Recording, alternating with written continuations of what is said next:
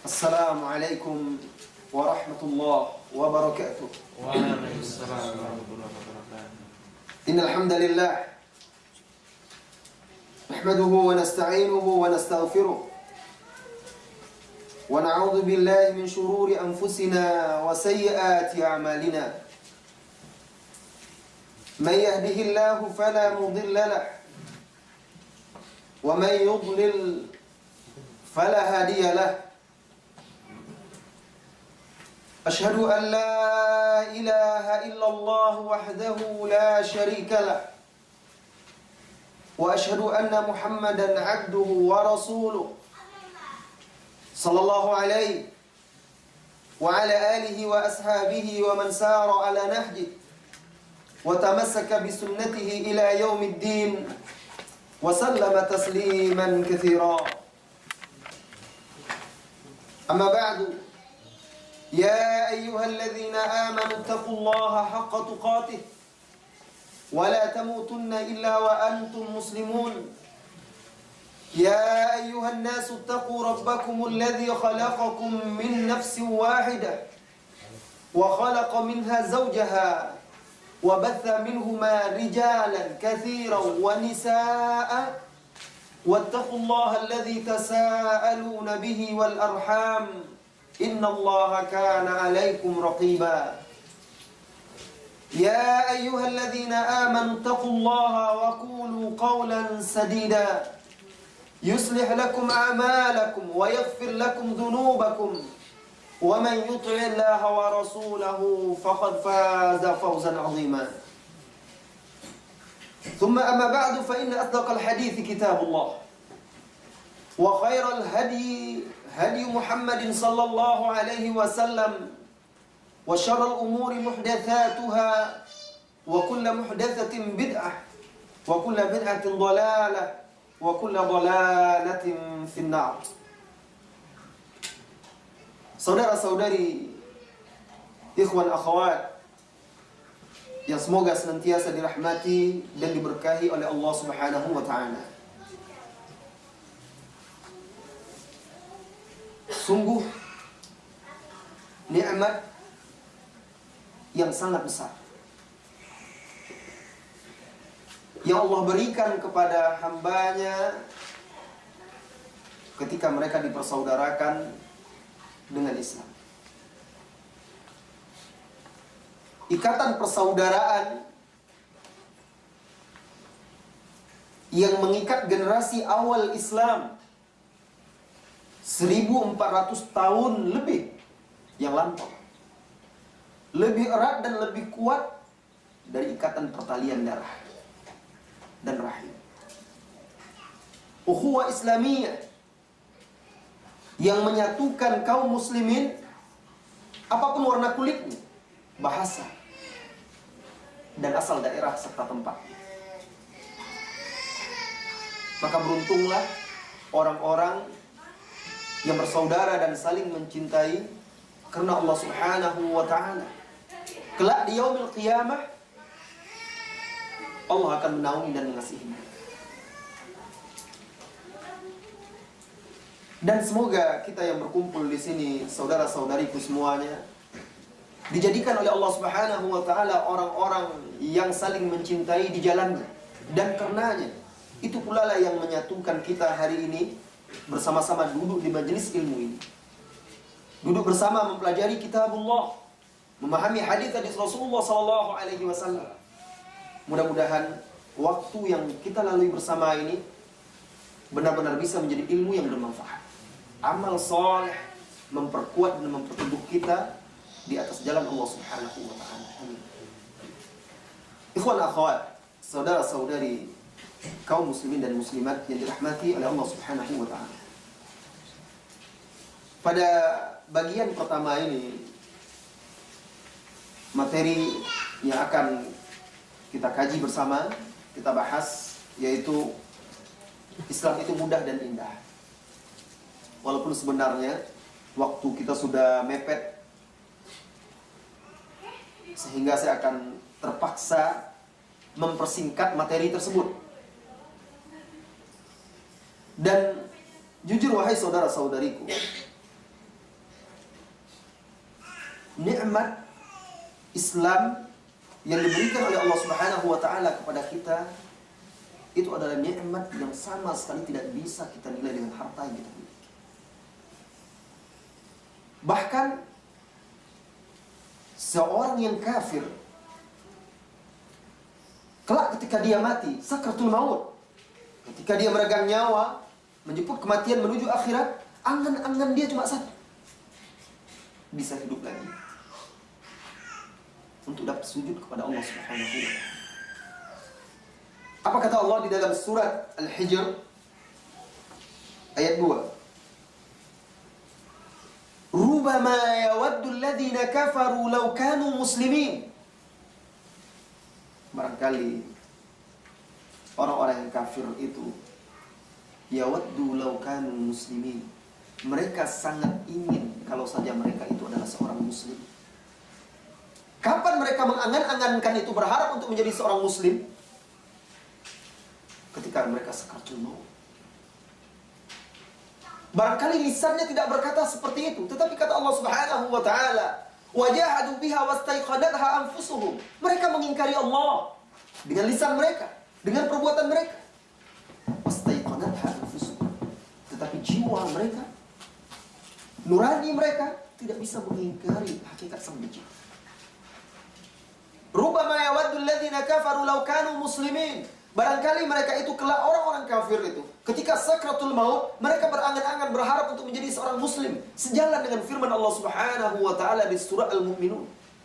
Allah berfirman, "Hatta idza jaa ahadahumul maut qala rabbi ij'alni." Sehingga apabila datang kepada salah seorang mereka kematian, maka ruhnya itu berkata, "Rabbir ji'uni." Kembalikan aku. Saudaraku, saudariku, itu bukan hanya kepada orang kafir, bahkan juga seorang muslim sekalipun. Ketika kematian menjemput, badannya terbucur kaku di atas dipan kematian, kaki-kaki sudah mulai terasa dingin, berangsur naik ke atas, pori-porinya sudah mulai mengembang, napasnya sengal satu-satu. Ketika itu, hatta idza jaa ahaduhumul maut qala rabbi irji'un. Dia akan berkata, "Tuhanku, kembalikan aku." Dia minta kembali bukan untuk bertemu dengan istrinya yang cantik, suaminya yang gagah, tampan, rupawan, harta benda yang telah dia kumpulkan selama ini. Tidak. Kalau dia bisa kembali hanya untuk sujud satu kali, bisa ruku dan sujud, bersyukur kepada Allah, itu yang bisa diharapkan. Rabbi irji'un, kembalikan aku ya Allah. La'alli a'malu salihah, agar aku bisa beramal saleh. Aku ingin menyembahmu ya Allah. Aku ingin tunduk dan patuh. Aku ingin sujud. Selama ini aku dilalaikan oleh dunia. Aku dilalaikan oleh harta benda. Aku dilalaikan oleh anak istriku, suamiku. Aku dilalaikan oleh pekerjaanku. Aku lupa kepadamu. Sekarang aku yakin bahwa aku pasti bertemu denganmu. Aku ingin kembali lagi. Kembali untuk apa? Untuk bisa beribadah kepadamu, menjadi seorang muslim. Kalla, kata Allah Subhanahu wa taala, jawabannya mustahil, tidak mungkin, sama sekali tidak. Innaha kalimatun huwa qailuha, itu hanyalah kalimat, kata-kata, angan-angan, harapan yang dia ucapkan. Wa mi waraihim barzakh, di balik mereka itu, di belakang mereka ada barzakh, pembatas. Oleh karena itu disebut alam barzakh. Barzakh itu artinya pembatas antara dia dengan dunia. Tidak mungkin dia balik lagi. Sebagian orang-orang kafir, saudara-saudariku, karena mereka takut dan tahu bahwa kalau mereka mati itu akan dihisab, dan mereka karena angan-angannya besar ingin kembali ke dunia, makanya ada keyakinan mereka akidah reinkarnasi. Karena mereka takut sebenarnya, mereka kalau bisa ingin hidup terus. Tidak mungkin, itu tidak bisa. Wa min waraihim barzakhun ila yaumi yub'atsun, di belakang mereka itu ada tabir barzakh, pembatas sampai kelak mereka dibangkitkan. Maka tahulah kita, wahai saudara-saudariku, Islam a'zamu ni'mah minna. Islam itu adalah nikmat yang paling besar yang pernah diberikan oleh Allah kepada hamba-Nya. Tetapi sayang, banyak orang yang tidak menyadari nikmat ini. Lebih sayang lagi, orang yang sudah Allah beri dia petunjuk menjadi seorang muslim, dia tidak mensyukurinya, dia tidak menyadarinya. Apa kata Allah setelah menyebutkan angan-angan orang kafir? Dzarhum ya'kulu wa yatamatta'u wa yulhihimul amal. Perhatikan, simak wahai saudara-saudara. Biarkan mereka itu makan. Ya, orang kafir makan, kita juga makan. Anda makan, saya makan, kita semuanya makan. Apalagi yang kurang? Asal ada saja cerita teman kita, di sana ada makan yang enak, kita ingin mencoba. Kita coba. Coba ini, makan itu, apa namanya? Ini, itu segala macam kita coba. Apalagi yang kurang? Dzarhum ya'kulu wa yatamatta'u. Menikmati hidup ini apalagi? Anda menikah, punya istri. Bahkan terkadang tidak cukup satu. Katanya ingin menikah kenapa? Mencari tulang rusuk yang hilang. Yang hilang satu dicari kok 2, 3, 4. Kan lucu. Wa yatamatta'u. Mereka menikmati kehidupan mereka. Biarkan mereka menikmati kehidupannya. Para wanita yang begitu juga, mereka menikah. Mereka membeli pakaian, mereka membeli perhiasan dan segala macam. Biarkan mereka menikmatinya. Wa yulhihimul amal. Dan mereka dilalaikan oleh angan-angan. Itu kebanyakan manusia. Apa angan-angan Anda ketika Anda bangun dari tidur? Apa impian Anda ketika Anda akan tidur? Pernah ketika Anda, wahai saudara-saudariku, terbaring di tempat tidur di malam hari menjelang memejamkan mata, pernahkah terlintas di dalam benakmu bahwa bisa jadi engkau tidak akan membuka matamu lagi kecuali di alam kubur, di alam barzakh? Ketika malaikat membangunkanmu lalu bertanya kepadamu, "Man rabbuk?" Siapa Rabbmu? "Wa ma dinuk?" Apa agama? "Wa man hadha ar-rajul alladhi bu'itha fiik?" Alladhi bu'itha ilaik. Siapa laki-laki yang diutus padamu atau kepada kalian ini? Ketika itu baru tersadar. Pernahkah terbayang oleh kita, bagaimana kalau saya tidur, saya tidak bangun lagi? Kecuali malaikat yang membangunkan saya di alam barzakh ditanya, diminta pertanggungjawaban. Lalu Anda menangis meneteskan air mata. Istri Anda tidak tahu. Anda menangis. Suami Anda tidak tahu. Anda menangis sedih, takut. Ketika Anda menyadari selama ini Anda lalai sholat. Ketika Anda sadar bahwa selama ini Anda melalaikan hak Allah Subhanahu wa Ta'ala, memakan sesuatu yang haram, melakukan dosa dan maksiat. Pernahkah ketika Anda terbangun dari tidur lalu bersyukur, alhamdulillahilladzi ahyana ba'da ma amatana? Bersyukur bahwa Anda kembali hidup, lalu bercita-cita, bertekad, hari ini saya akan menjadi hamba Allah yang lebih baik. Saya akan sholat tepat pada waktunya. Saya akan menjaga diri saya dari yang haram. Kita bersyukuri nikmat Allah Subhanahu wa Ta'ala sebagai seorang muslim itu. Wa yulhihimul amal. Mereka dilalaikan oleh angan-angan. Barangkali angan-angan Anda, saudara-saudariku yang di sini, jauh dari kampung halaman, di negeri bersama orang-orang kafir ini, berapa lama lagi saya akan bekerja di sini? Saya akan mengumpulkan modal, saya akan pulang atau saya akan selama-lamanya di sini. Hidup dan mati di sini. Barangkali saja saya mau pulang atau kerjaan saya di Indonesia. Itu kan angan-angan, impian kita, cita-cita kita. Ketika bangun, apa lagi angan-angan kita hari ini? Bangun, berangkat kerja, saya bekerja hari ini maksimal, segala macam. Itu urusan dunia. Boleh. Tidak ada masalah. Tetapi pernahkah kita bercita-cita, berangan-angan untuk urusan akhirat kita? Ini masalahnya. Bukti bahwa kita mensyukuri nikmat sebagai seorang muslim. Nikmat sebagai seorang muslim. Jadi hidup ini, saudara-saudariku, selain daripada Allah Subhanahu wa Ta'ala adalah makhluk, adalah hamba. Ketika seseorang itu menghambakan dirinya kepada Allah, dia hamba. Hamba itu hina. Budak itu adalah hina. Dan semua kita adalah hamba Allah. Ketika kita betul-betul menghambakan diri kepada Allah Subhanahu wa Ta'ala, mewujudkan nikmat Islam itu, maka Allah akan muliakan. Tetapi ketika kita menghambakan diri kepada selain Allah, Allah akan hinakan. Apa ada orang beribadah kepada selain Allah? Banyak. Apa kata Rasulullah SAW di dalam hadis sahih? Ta'isa abdud dinar, ta'isa abdud dirham, ta'isa wantakas. Sengsara hamba dinar, sengsara hamba dirham, sengsara hamba rupiah, sengsara hamba yen, sengsara hamba dolar. Sengsara dan mereka mati. Kenapa? Karena mereka lupa nikmat Allah Subhanahu wa Ta'ala. Ada yang jauh lebih mahal, lebih berharga daripada harta itu. Apa Apa? Ketika dia Allah beri petunjuk sebagai seorang muslim. Saudara-saudari kaum muslimin dan muslimat yang semoga senantiasa dirahmati oleh Allah Subhanahu wa taala.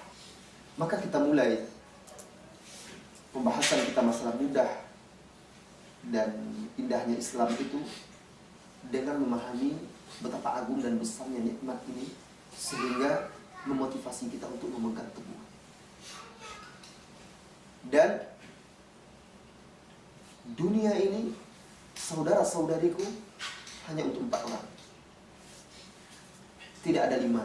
Jangan pernah berpikir menjadi orang yang kelima, tidak. Di dalam hadis yang diriwayatkan oleh Abu Dawud dengan sanad hasan, Rasulullah SAW bersabda, "Innamad dunya li arba'." Sesungguhnya dunia ini hanya untuk 4 orang.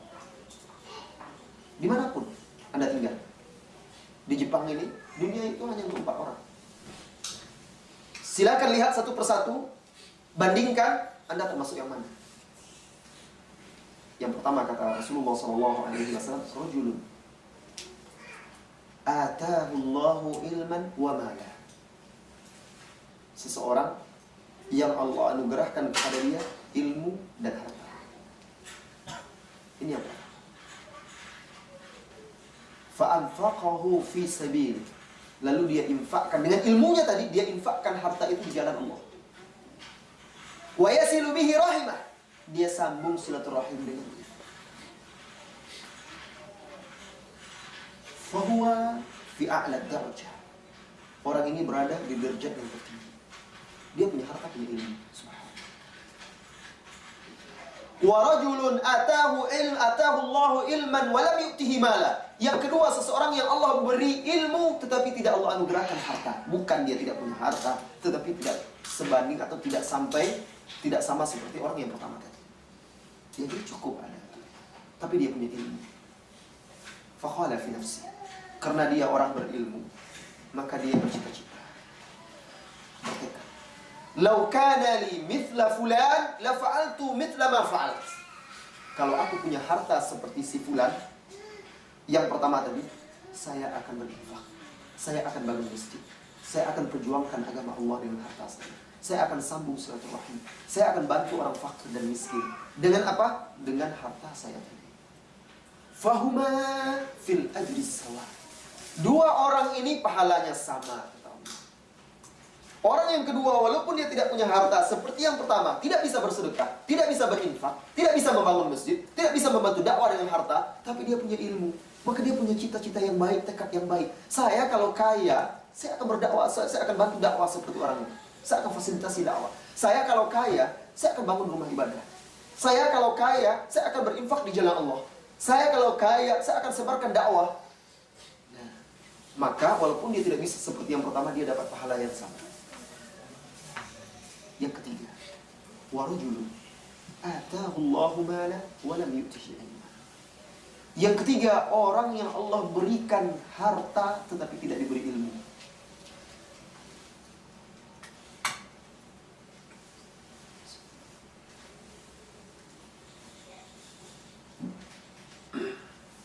Ada yang agak manis.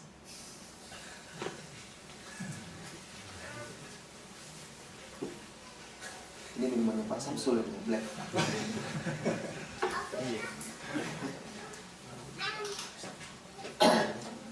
Yang ketiga, seseorang yang Allah berikan harta tetapi tidak diberi ilmu, maka dia infakkan harta tersebut untuk maksiat, menentang Allah Subhanahu wa taala, menghalangi manusia dari jalan agama. Dia gunakan harta tersebut untuk berfoya-foya sehingga dia semakin jauh. Maka dia berada di tempat yang paling rendah. Harta itu dia bekerja untuk apa? Hanya untuk perut, syahwat. Apa saja yang dia dapat hanya untuk memuaskan hawa nafsunya saja. Ini yang dikatakan oleh Allah Subhanahu wa taala di dalam ayat tadi, "Dharhum ya'kulu wa yatamatta'u wa yulhihimul amal fasawfa ya'lamun." Biarkan mereka makan, minum, beranak pinak.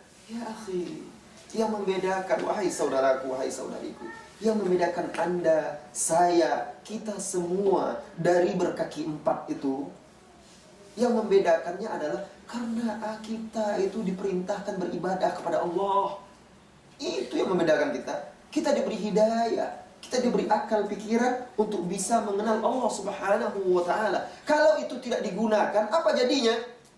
Walaqad dzara'na li jahannama katsiran minal jinni wal ins lahum qulub la yafqahuna biha wa lahum adhan la yasma'una biha wa lahum a'yun la yubsiruna biha. Sungguh kata Allah, kami akan penuhi kelak neraka jahanam itu dengan jin dan manusia. Jin dan manusia, bukan dikatakan hewan, babi yang haram itu tidak dikatakan masuk neraka, tidak. Anjing yang najis itu tidak Allah sebutkan masuk neraka, tidak. Apalagi hewan-hewan yang kotor. Tikus yang berpahala kita ketika membunuhnya, dia tidak disebutkan masuk neraka. Tetapi Allah katakan, manusia, jin, kami akan campakkan, jadikan penghuni neraka. Lahum qulub, mereka itu punya hati. La yafqahuna biha, tetapi mereka tidak memahami hati. Bukan tidak paham, saudara. Mereka bukan tidak mengerti, mereka bukan bodoh. Apa yang kurang mereka lagi? Sains dan teknologi mereka kuasai. Setiap waktu, setiap saat ada saja penemuan-penemuan terbaru di bidang teknologi. Mereka pintar, cerdas. Rumus-rumus yang rumit dan sulit bisa mereka ramu sehingga menghasilkan teknologi yang canggih. Tetapi mereka tidak memahami hakikat kehidupan dia. Dia tidak tahu siapa dia. Dia tidak tahu di mana dia hidup. Dia tidak tahu kemana dia berjalan. Dia tidak tahu apa yang dia tuju. Siapa yang dia tuju. Kemana dia kelak. Dia tidak tahu itu. Ini maksudnya la yafqahun. Walahum adhan. Mereka punya telinga, tetapi tidak mendengar. Tidak mendengar apa. Setiap hari mereka mendengar musik. Setiap hari mereka mendengar apa saja yang mereka rasa indah dan nikmat untuk telinga mereka. Tetapi mereka tidak mendengar ini. Mereka tidak mendengar perintah-perintah Allah. Mereka tidak mendengar larangan-larangan Allah. Berapa perintah Allah yang telah kita dengar, tetapi tidak singgah di hati untuk kita pahami. Berapa larangan-larangan Allah yang sudah kita jaga. Subhanallah. Siapa kita? Karena kata terpikir oleh kita. Walahum a'yun. Mereka punya mata, tapi mereka tidak melihat. Mereka akan berdecak kagum ketika melihat indahnya salju di musim dingin yang menghampar bak permadani di pegunungan itu. Mereka akan berdecak kagum. Barangkali dia akan bisa kalau dia muslim. Subhanallah. Tapi hanya sekedar itu saja dia bisa. Dia tidak tunduk dan patuh. Ketika datang perintah Allah, dia tidak jalankan. Ketika ada larangan Allah, dia tidak tinggalkan. Dia tidak menghambakan diri kepada Allah Subhanahu wa ta'ala. Untuk apa?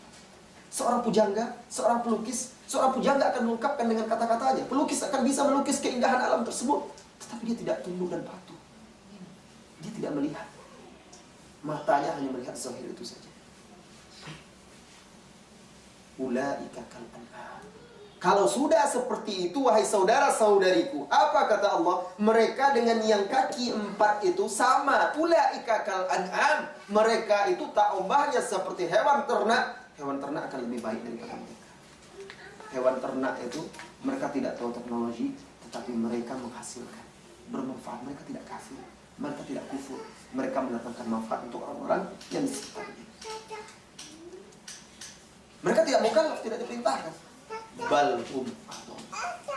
Kalaulah hidup ini hanya sekedar bangun pagi, bekerja, makan, kemudian bertemu dengan perempuan, bertemu dengan laki-laki, menikah, beranak, pinak dan segala macamnya, ulaika kal an'ami bal hum adon. Mereka itu tak ubahnya seperti hewan ternak, bahkan lebih rendah lagi. Artinya kemuliaan itu adalah milik Allah. Barang siapa yang ingin kemuliaan, yang ingin mulia, maka kemuliaan itu hanya milik Allah Subhanahu wa ta'ala. Cari dengan tunduk dan patuh, menjalankan agama Islam. Wa man arada al-izzata fa innal izzata lillahi jami'an. Barang siapa di surah Al-Hajj, barang siapa yang menginginkan kemuliaan, maka kemuliaan itu hanya ada pada Allah Subhanahu wa ta'ala. Al-Imam Ibnu Qayyim Al-Jauziyah di dalam kitab Ad-Dawa wad-Dawa menjelaskan maksudnya hanya ada dalam ketaatan. Semakin kita menghinakan dan merendahkan diri di hadapan Allah, semakin mulia kita di dunia dan di akhirat.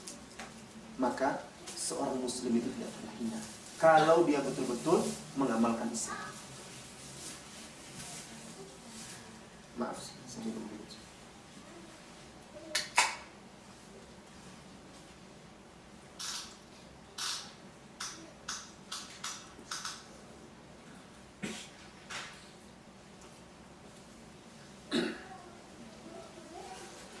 Saudara-saudari kaum muslimin dan muslimat yang dirahmati oleh Allah. Itu tadi orang yang ketiga. Yang keempat, orang yang ketiga tadi diberi harta tidak diberi ilmu.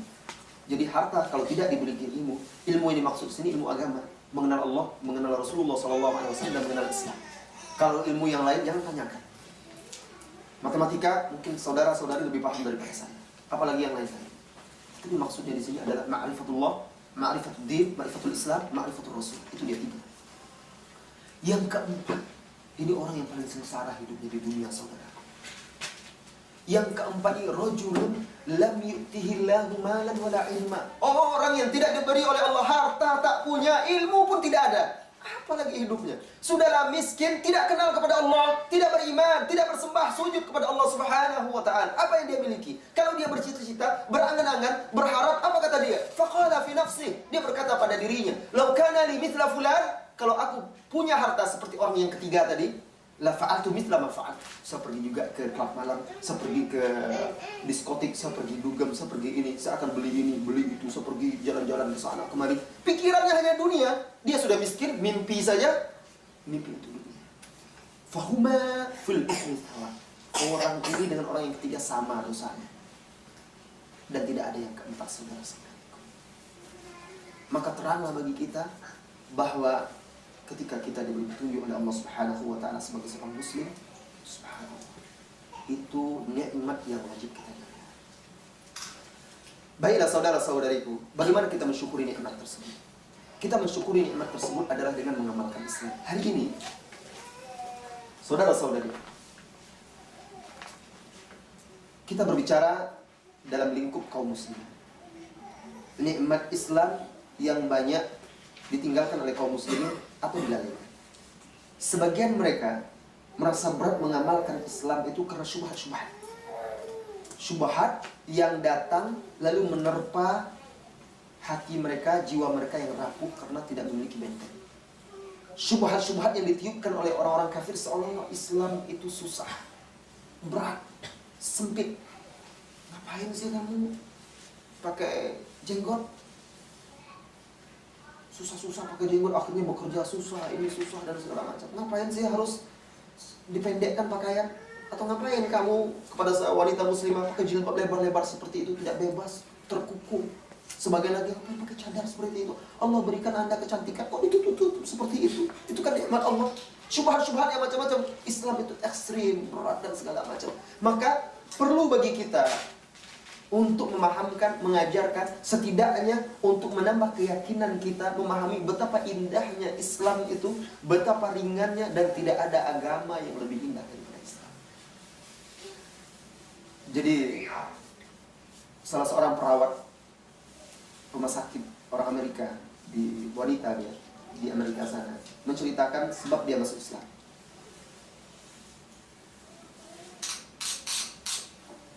Suatu ketika datanglah pasien berobat dari negeri Timur Tengah. Berobat seorang pria dan wanita muda, suami istri, membawa seorang wanita tua. Yang akhirnya dia ketahui itu adalah ibu atau mak suami itu. Sakit parah, dibawa berobat ke sana. Apa kata perawat? Ketika selama mereka berobat itu, saya menyaksikan pemandangan yang sangat menakjubkan dan saya tidak pernah saksikan sebelumnya, yang akhirnya membuka pintu hati saya untuk memeluk agama yang lebih tinggi. Apa itu? Hari demi hari mereka lalui di rumah sakit itu, mereka merawat orang tua tersebut. Dan si wanita itu, dia belum tahu itu kan, si wanita itu merawat seperti orang tuanya sendiri, istri laki-laki itu, dirawatnya setiap hari. Sampai suatu ketika dalam kondisi koma, wanita itu duduk di samping, wanita muda itu duduk di samping ibu itu yang koma itu, meneteskan air mata, menangis seperti anak kecil akan kehilangan ibunya. Perawat ini penasaran, lalu dia bertanya kepada wanita itu, siapa sebenarnya orang tua ini? Kenapa engkau sedemikian sedih, menangis seperti itu? Lalu dia katakan, ini mertua saya, ibu suami saya. Loh, itu kan bukan ibu kamu, kenapa sampai seperti itu sedihnya? Dia memang bukan ibu saya, tetapi di dalam agama kami saya diperintahkan berbakti kepada suami saya. maka dia juga adalah ibu saya. Saya akan bahagia sekali apabila bisa membahagiakan hati suami saya. Saya akan sedih jika saya membuat dia sedih. Maka dia terkagum-kagum sampai seperti itu akhlak Islam. Sampai akhirnya dia perhatikan terus setiap hari wanita ini merawat dengan begitu baik sampai meninggal. Ketika meninggal mereka berdua menangis, sedih dan segala macam. Lalu bertanya lagi, seperti inikah seorang anak di dalam Islam kepada orang tua? Bahkan akhirnya wanita ini menceritakan kepada perawat itu bagaimana akhlak Islam kepada orang tua. Dan dia mendengar dengan seksama dan terbayang oleh dia, kata, terbayanglah oleh saya. Sudah berbulan-bulan saya tidak bertemu dengan orang tua saya. Dalam kehidupan mereka seperti itu biasa. Dan terbayang oleh dia alangkah indahnya kalau seandainya saya, ibu saya adalah bagian dari agama mereka. Terbayang oleh dia ketika itu nanti kelak dia tua bagaimana? Dia tentu akan sangat bahagia kalau anak-anak dia ada bersama dia. Sampai akhirnya itu yang mendorong dia untuk lebih mempelajari Islam. Mulailah dia mencari sumber-sumber referensi-referensi, mencari markas-markas dakwah Islam di sana, sampai akhirnya dia memeluk Islam. Karena keindahan akhlak Islam itu. Saudara-saudari, tapi oknum-oknum atau individu-individu yang mengaku muslimlah yang membuat Islam itu tampak buruk. Sehingga sebagian orang kafir itu ketika mendengar nama Islam itu, pandangan mereka jadi buruk. Saya dahulu pernah kenal dengan seorang dari daerah Seychelles. Seychelles ini pulau-pulau, kepulauan di bawah benua Afrika itu, di samudera itu ada pulau-pulau Seychelles. Penduduknya waktu itu, saya punya 5 orang waktu itu teman dari sana, untuk kuliah di Arab Saudi. Cuma 8.000 orang penduduknya di pulau itu. Orang Islam 500 cuma. Kaum muslim di sana. Nah, yang menyebabkan dia memeluk Islam itu, ketika dia sekolah, guru sejarah dia selalu menceritakan keburukan Islam itu. Dia ceritakan Muhammad itu bagaimana, sallallahu alaihi wasallam. Muhammad itu orang yang dibayangkan, digambarkan sadis, barbar, dan haus ini itu dan segala macamnya, hidupnya perang saja, menjajah dari satu negeri ke negeri lain. Yang terbayang oleh dia seperti itu. Kemudian diceritakan Al-Quran itu begini begitu. Tetapi karena Allah memberikan dia hidayah, dia penasaran.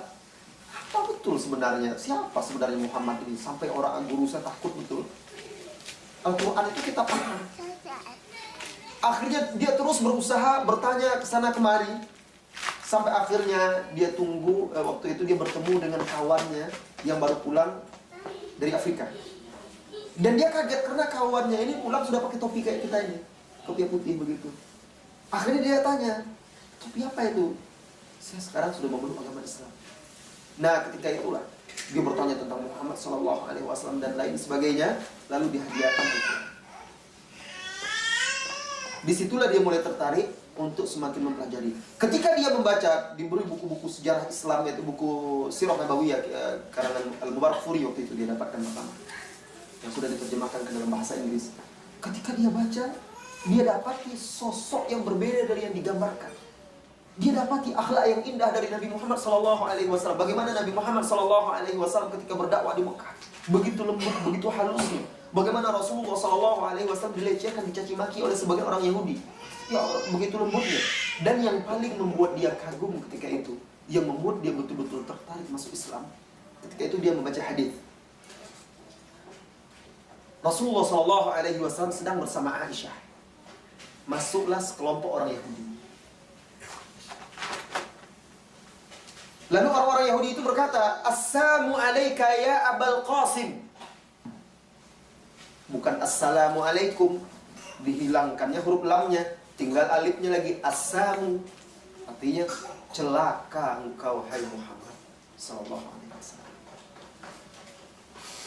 Rasulullah sallallahu alaihi wasallam dengan tenang menjawab, wa alaika atau wa alaikum, kalian juga.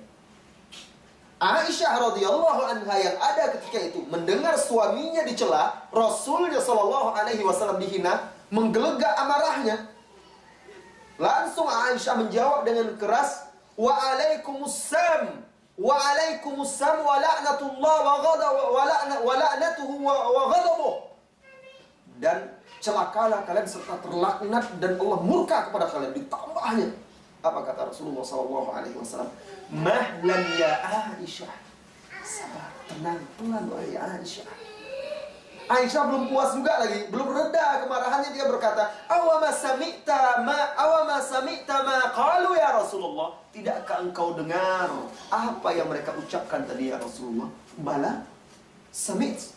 Awama sami'ti ma qultu lahum. Dan apakah engkau tidak mendengar jawabanku tadi Aisyah? Subhanallah. Apa kata Rasulullah? Innar rifqa. Hadis diriwayatkan oleh Bukhari. Sesungguhnya rifqa, kelembutan, la yudha'u fi syai'in illa sana. Kelembutan itu tidak diletakkan pada satu perkara melainkan menjadikannya indah, baik, cantik. Indah dirasa, elok dipandang mata. Wala yunza'u an syai'in illa syana. Dan kelembutan itu tidak diambil, tidak diangkat, tidak dicabut dari satu perkara permasalahan, melainkan akan membuatnya menjadi buruk dan jelek. Ketika dia terbaca, subhanallah, alangkah indahnya akhlak Islam itu. Kok tidak seperti yang terbayangkan selama ini, yang dia dengar. Di sini awal dia masuk Islam. Akhirnya dia cari tahu, bertemu dengan orang-orang Islam, lalu akhirnya dia mengucapkan dua kalimat syahadat. Sampai akhirnya dia kuliah. Waktu itu kami sempat satu kamar di Universitas Islam Madinah. Keindahan Islam yang membuat orang-orang tertarik. Nah, ini yang sekarang tertutupi oleh akhlak kaum muslimin yang jauh dari agama, dari akhlak Islam.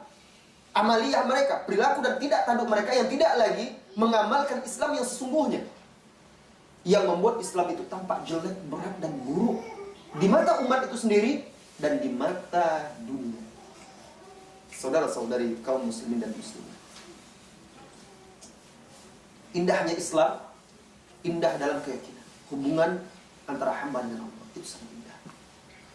Bagaimana keindahan Islam ketika mengatur hubungan hamba dengan Khaliqnya, penciptanya. Subhanallah. Rasulullah SAW kalau dia dirundung masalah yang berat, apa yang dilakukan? Beliau berwudu dan salat 2 rakaat. Seringkali beliau berkata kepada Bilal, "Arihna bis salati ya Bilal." Wahai Bilal, beri kami ketentraman, ketenangan dengan salat. Mari kita tegakkan salat. Rasulullah itu kalau istirahat dia salat, bukan tidur. Ayo istirahat. Kalau kita bukan sudah salat, istirahat dulu. Waktu salat itulah sebenarnya istirahat. Karena istirahat yang sebenarnya itu bukan fisik, saudara. Anda bisa tidur banyak, tapi kalau hati Anda tidak tenang, pikiran Anda tidak tentram, Anda tidak pernah bisa istirahat. Mata Anda terpejam, tetapi berkerut juga kening itu.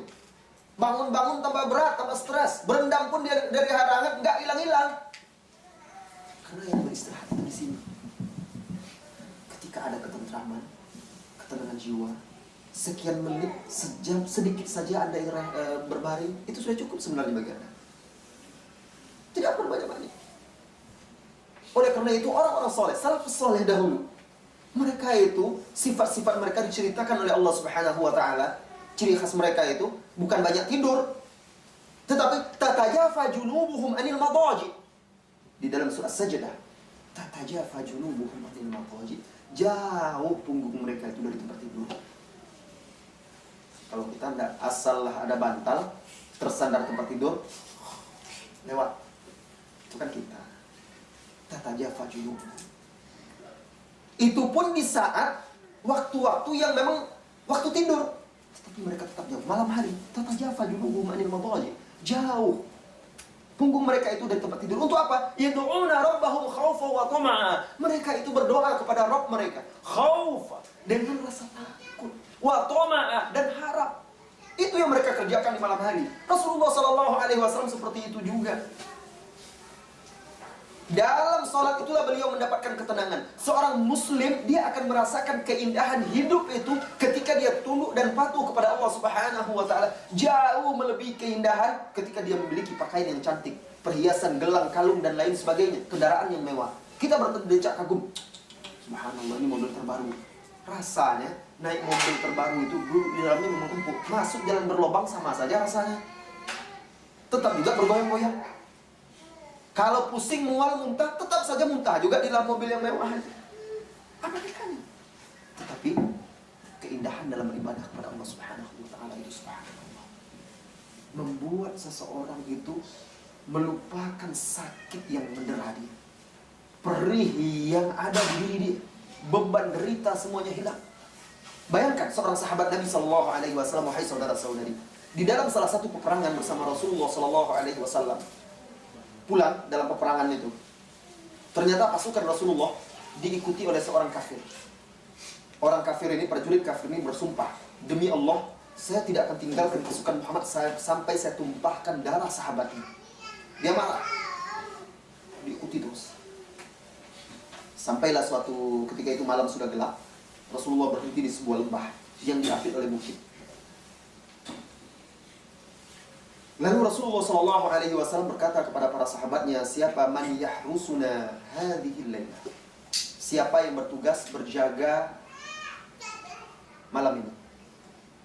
Lalu tampillah dua orang sahabat, saya satu muhajirin, satu ansar. Lalu Rasulullah SAW mengarahkan mereka untuk berjaga di mulut lembah itu. Jadi ada tempat sempit di antara dua bukit yang masuk ke lembah. Berjaga di sana, Rasulullah arahkan. Berangkatlah mereka ke sana, sementara Rasulullah dan kaum muslimin istirahat. Sampai di situ, mereka berbagi tugas. Siapa yang jaga duluan, siapa yang tidur. Sahabat Ansor dapat giliran tidur duluan, dan sahabat Muhajirin sahabat Muhajirin tidur duluan, dan sahabat Ansor yang berjaga duluan. Sahabat Ansor ini ketika dia berjaga, maka dia ingin mendapatkan dua keutamaan yang disebutkan oleh Rasulullah SAW di dalam hadisnya yang mulia. Ainani, ada dua mata, la tamussuhuman nar, yang tidak akan disentuh oleh api neraka. Ainun bakat min khasyatillah, mata yang menangis karena takut kepada Allah. Anda pernah menangis, wahai saudara? Saya juga pernah menangis. Kita semua menangis. Ada di antara kita yang menangis karena permasalahan rumah tangganya. Ada yang menangis karena kehilangan pekerjaan. Ada yang menangis, bahkan yang lebih parah lagi, menangis karena hanya kalah klub bolanya yang didukungnya, menangis dia. Ada yang menangis lagi hanya karena nonton film, ikut terbawa-bawa film itu, nangis juga dia. Jadi maksud sini menangis karena takut kepada Allah. Anda kalau belum pernah merasakan menangis karena takut kepada Allah, rugi. Karena akan berbeda rasanya. Itu akan selalu membekas di dalam jiwa Anda.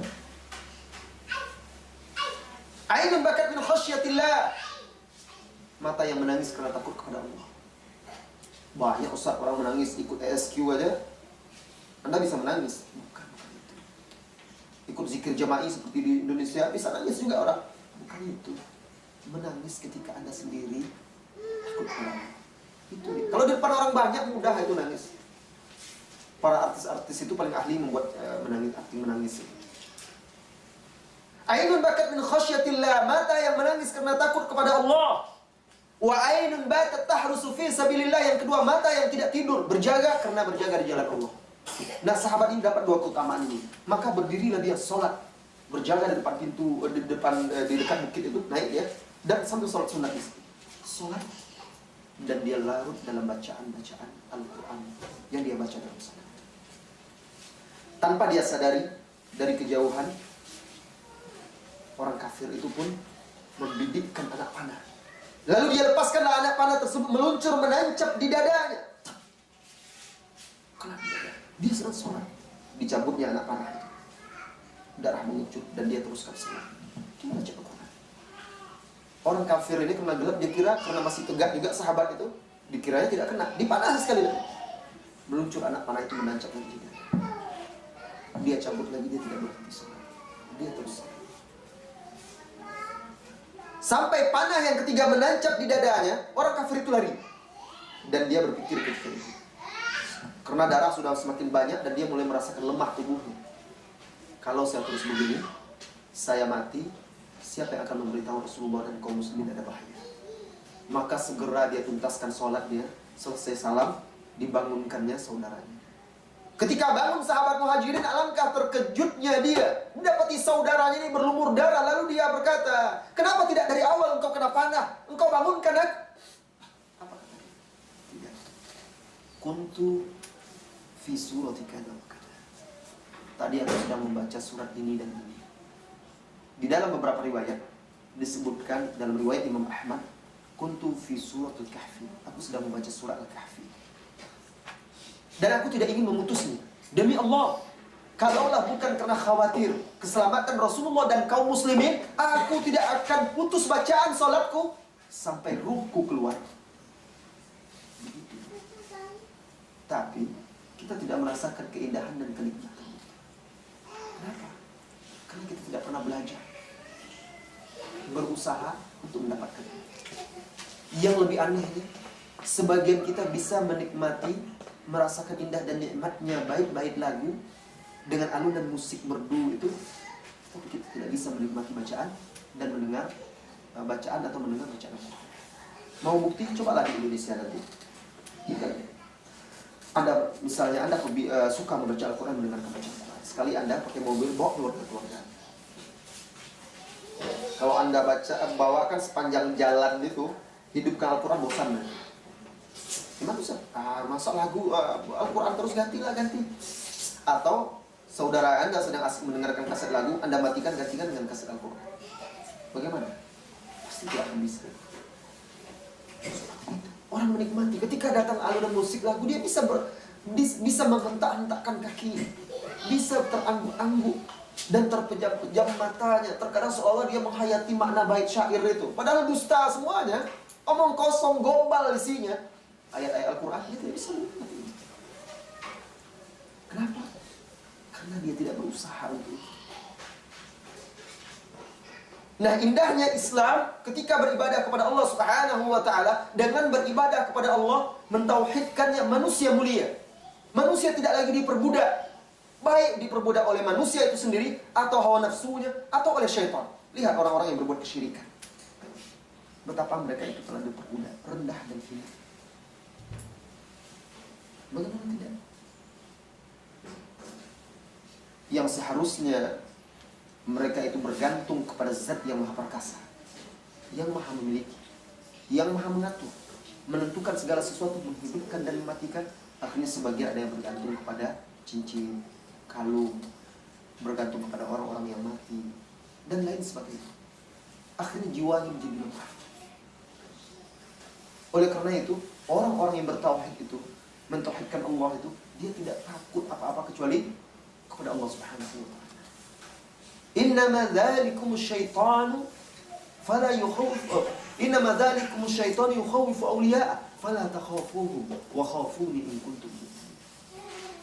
Sesungguhnya yang demikian itu adalah syaitan-syaitan yang menakut-nakuti awliya'a, orang-orang yang loyal kepada syaitan itu, awliya, wali-walinya.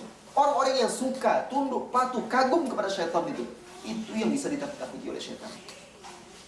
Fala takhafu. Jangan takut mereka. Wa khafuni, takutlah kepadaku. In kuntum mu'minin. Jadi indahnya Islam dalam berakidah seperti itu, membuat orang itu menjadi mulia, izzah. Sehingga orang ketakutan, dia tetap. Coba lihat di zaman Imam Ahmad, bagaimana tauhid itu membuat syaitan itu takut. Pernah di zaman Imam Ahmad itu ada orang kesurupan.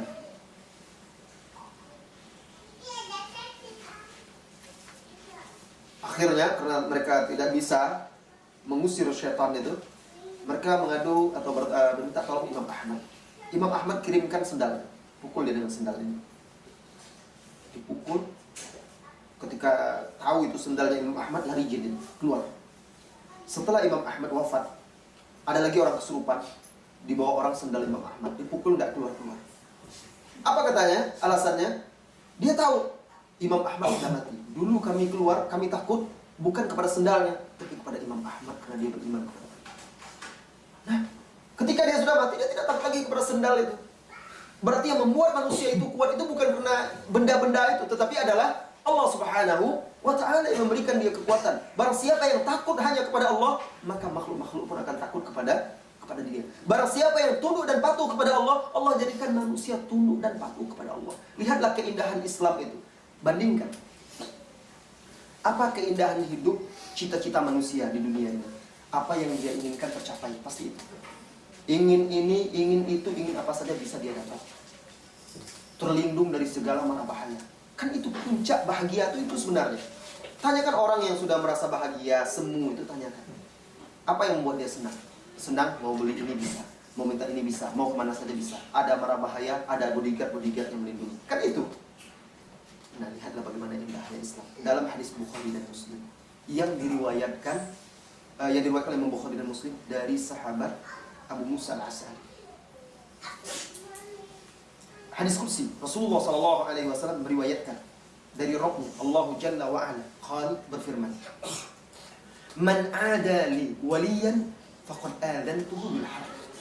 Barang siapa yang memerangi wali-waliku, memusuhi wali-waliku, maka kata Allah, aku akan umumkan peperangan melawannya. Siapa wali-wali Allah itu? Wali-wali Allah itu adalah orang-orang yang beriman, bertakwa, beramal soleh, kemudian menjaga perintah-perintah dan larangan-larangan Allah. Alladzina amanu wa kanu yattaqun, yaitu orang-orang yang beriman dan bertakwa. Itu wali-wali Allah. Kemudian Allah melanjutkan di dalam hadis qudsi tersebut, "Wa ma taqarraba ilayya 'abdi," dan tidaklah hambaku mendekatkan diri kepadaku, "bi syai'in ahabba ilayya mimma aftaratuhu alayhi." Tidaklah hambaku mendekatkan diri, bertakarrub kepadaku dengan sesuatu yang lebih aku cintai daripada apa yang telah aku fardukan atasnya. Maksudnya, saudara-saudari, yang paling dicintai oleh Allah itu adalah ketika hamba itu mendekatkan diri dengan ibadah fardu. Tentu yang di sini paling utama adalah sholat lima waktu. Ketika itu, saat dia zuhur jam berapa? Jam 12.15. Lewat 15. Iya. 12 lewat 15 ya. Iya. Jadi mungkin sampai pukul 12. Terus tanya jawab sebentar gitu. Tanya jawab sebentar, oh gitu ya. Tidak apa-apa. Kalau tidak selesai nanti materi bisa dilanjutkan lagi ya. Wa ma taqarraba ilayya 'abdi, dan tidaklah hambaku mendekatkan diri kepadaku bisyai'in, dengan sesuatu yang lebih aku cintai daripada apa yang aku fardukan. Itu adalah sholat 5 waktu. Maka seseorang yang ingin bahagia di dalam Islam, pertama dia harus mengerjakan yang fardu. Oleh karena itulah ibadah sholat itu mendapatkan posisi yang tertinggi. Setelah perintah beribadah kepada Allah, bahkan perintah berbakti setelah itu adalah sholat di awal waktu. Bahkan dijadikan sholat itu garis pembatas antara mukmin dan kafir. Tidak pantas seseorang itu mengaku muslim, mukmin kalau dia tidak sholat. Dia bisa mengurus KTP, bisa, boleh, ada itu. Dia bisa membuat identitas Islam, bisa. Tetapi di hadapan Allah tidak berlaku kecuali dia sholat. Apa kata Rasulullah SAW? Baina rajuli wal kufri wa syirki tarkus shalah, faman tarakaha faqad kafar. Pembatas antara seseorang dengan kekafiran dan kesyirikan adalah sholat. Barang siapa yang meninggalkannya, maka dia kafir. Maksudnya tidak sholat sama sekali, meninggalkan secara mutlak. Itu disepakati oleh para ulama kafir. Tidak sholat sama sekali lagi. Tapi kalau masih bolong-bolong sholatnya, itu khilaf di antara para ulama. Jadi saudara-saudariku, kaum muslimin dan muslimat, perkara tahapan pertama yang harus dilakukan oleh seorang hamba, menjaga sholatnya. Dan saya yakin ujian Anda, saudara-saudari di negeri ini sangat berat, khususnya untuk menjaga sholat. Kenapa? Karena Anda berada di negeri bersama, bekerja di tempat orang-orang yang tidak beriman kepada Allah, yang mempertuhankan dunia, memberhalakan harta benda. Itu pasti sulit. Nah, ini adalah perjuangan Anda. Berjuang dan berusahalah untuk tidak meninggalkan sholat. Mudah-mudahan Allah berikan kemudahan. Kemudian yang kedua, wala yazalu abdi, kata Allah Subhanahu wa taala di dalam hadis qudsi tersebut, wala yazalu abdi yataqarrabu ilayya bin nawafil hatta uhibba, dan hambaku selalu dia mendekatkan diri kepadaku dengan ibadah-ibadah sunnah sehingga aku mencintainya. Setelah kita mengerjakan ibadah yang fardu, maka kerjakan yang sunnah. Suatu hari atau suatu malam, Sa'ad bin Abi Waqqas radhiyallahu anhu di medan perang Qadisiyah ketika melawan Persia. Ketika itu beliau sedang memantau kondisi pasukannya di malam hari. Dia dapati pasukannya banyak yang tertidur. Kemah-kemah itu gelap. Ada satu kemah yang masih ada pelita menyala, dan dia perhatikan ternyata mendengar bacaan lirih prajurit yang sedang sholat tahajud, sholat malam. Lalu dia dapati ternyata orang ini sedang sholat. Apa kata dia? Min huna ya'tin nasr. Dari sini datang kemenangan. Jadi itu kekuatan. Setelah Anda mengerjakan ibadah yang fardu, sempurnakan dengan ibadah yang sunnah, seperti sholat tahajud. Kemudian juga 12 rakaat sehari semalam sholat rawatib. Jika Anda jaga itu, Anda akan mendapatkan rumah di surga. Alhamdulillah. Hanya dengan mengerjakan 12 rakaat sehari semalam. Apa itu? Sebelum subuh 2 rakaat, sebelum zuhur 4 rakaat, setelah zuhur 2 rakaat, berarti sudah 6, 8. Setelah maghrib 2 rakaat, setelah isya 2 rakaat, 12. Di dalam hadis Muslim, Rasulullah SAW bersabda, Sinta asyrata rakaat, 12 rakaat min ghairil fariḍah fi kulli yawm wa lailah, selain dari ibadah fardu sehari semalam. Man hafadha 'alaiha, barang siapa yang menjaganya, buniya lahu baitun fil jannah, akan dibuatkan untuknya satu rumah di surga. Apalagi yang Anda harapkan? Rumah di surga itu tidak bisa dibeli di kapling-kapling, diangsur seperti di dunia, tapi dengan beribadah kepada Allah Subhanahu wa taala. Ibadah sunnah saja. Dan sholat tahajud misalnya, itu ibadah yang sangat agung. Apa kata Rasulullah SAW kepada Abdullah bin Umar? Ni'mal abdi, ni'mar rajuli Abdullah idza kana shalat fil lail. Sebaik-baik orang itu adalah Abdullah kalau dia sholat di malam hari. Ada kisahnya. Dan itu diriwayatkan oleh Salim bin Abdullah. Hadis diriwayatkan oleh Imam Muslim. Jadi Abdullah bin Umar ini seringkali bermimpi melihat neraka. Takut dia. Mimpi melihat neraka. Lalu diceritakannya kepada Hafsah. Hafsah siapa, saudara-saudara itu? Istri Rasulullah SAW, kakaknya dia. Sama-sama anaknya Umar. Karena itu kakaknya, dia cerita sama kakaknya. Kakaknya cerita kepada suaminya. Siapa suami Hafsah? Rasulullah SAW. Maka Rasulullah berkomentar ketika itu, ni'mar rajuli Abdullah idza kana yusalli. Sebaik-baik orang itu adalah Abdullah kalau dia sholat di malam hari. Apa kata Salim bin Abdullah, anaknya? Semenjak itu Abdullah bin Umar tidak pernah meninggalkan sholat malam, sholat tahajud. Nah, kalau Allah sudah cinta kepada hamba ini, fa idza ahbabtuhu, kalau aku sudah mencintai hamba tersebut, fa ana basaruhu alladhi yubsiru bihi, wa sam'uhu alladhi yasma'u bihi, wa yaduhu allati yabtishu biha, wa rijluhu allati yamshi biha. Kalau aku sudah mencintainya, akulah mata penglihatan yang dia melihat dengannya, pendengaran yang dia mendengar dengannya, tangan yang dia berbuat dengannya, kaki yang dia melangkah dengannya. Apa maksudnya? Ibnu Rajab menjelaskan, maksud Allah adalah penglihatan, pendengaran, tangan dan kakinya. Maksudnya segala tindak tanduk dia itu dibimbing oleh Allah. Dibimbing oleh Allah. Diarahkan kepada yang diridhoi. Kalau dia berbicara, tidak berbicara kecuali untuk izzatul Islam, kemuliaan Islam. Kalau dia berkata, tidak berkata kecuali sesuatu yang baik dan bermanfaat. Jika tidak, dia diam. Jika dia melihat, jauh dari yang haram. Jika dia mendengar yang diridhoi oleh Allah Subhanahu wa taala. Jika dia berbuat kebaikan dunia dan di akhiratnya, melangkah ke tempat-tempat yang diridhoi oleh Allah dan bukan tempat-tempat maksiat, dibimbing oleh Allah. Subhanallah. Kalau sudah seperti itu, coba saudara-saudariku, misalnya satu kampung itu, kalau setiap individunya dibimbing oleh Allah seperti itu, indah kampung itu. Tidak ada lagi orang yang zalim main pukul. Tidak ada lagi orang yang mencuri. Tidak ada lagi orang yang curang. Orang kalau sudah seperti itu, pekerja, kalau sudah seperti itu, tidak perlu lagi pakai kamera CCTV itu untuk mengawasi dia. Tidak ada yang nolong, tidak ada yang ini. Maka pegawai-pegawai, pejabat-pejabat dia akan amanah. Kenapa? Karena sudah dibimbing dan diarahkan oleh Allah Subhanahu wa Ta'ala, diberi petunjuk. Tapi syaratnya yang di atas tadi, salat 5 waktu, kemudian menyempurnakan dengan ibadah-ibadah yang sunnah, dan dia jaga itu, komitmen di situ. Allah akan cintai, Allah akan bimbing dan arahkan dia.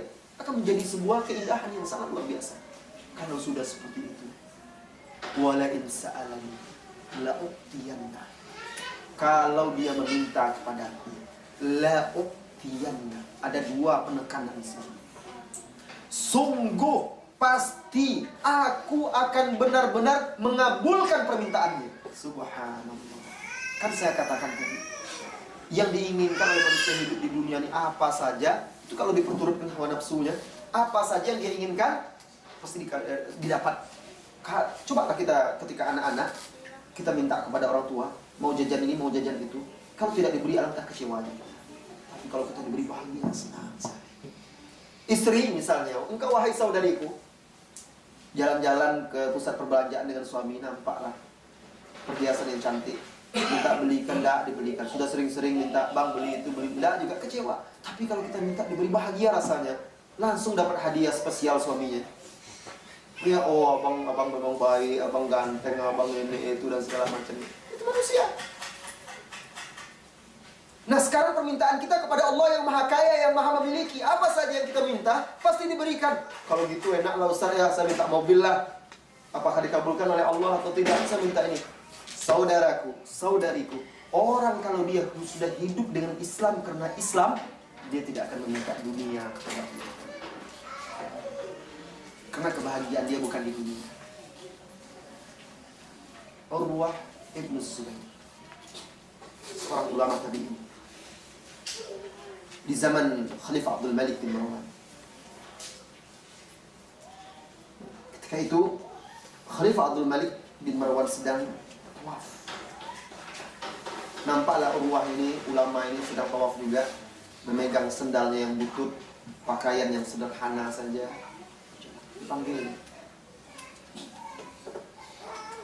Dipanggilnya lalu dia tawarkan, ya Urwah, kata Khalifah, kalau kamu mau butuh sesuatu bantuan, sebut saja, kami akan bantu.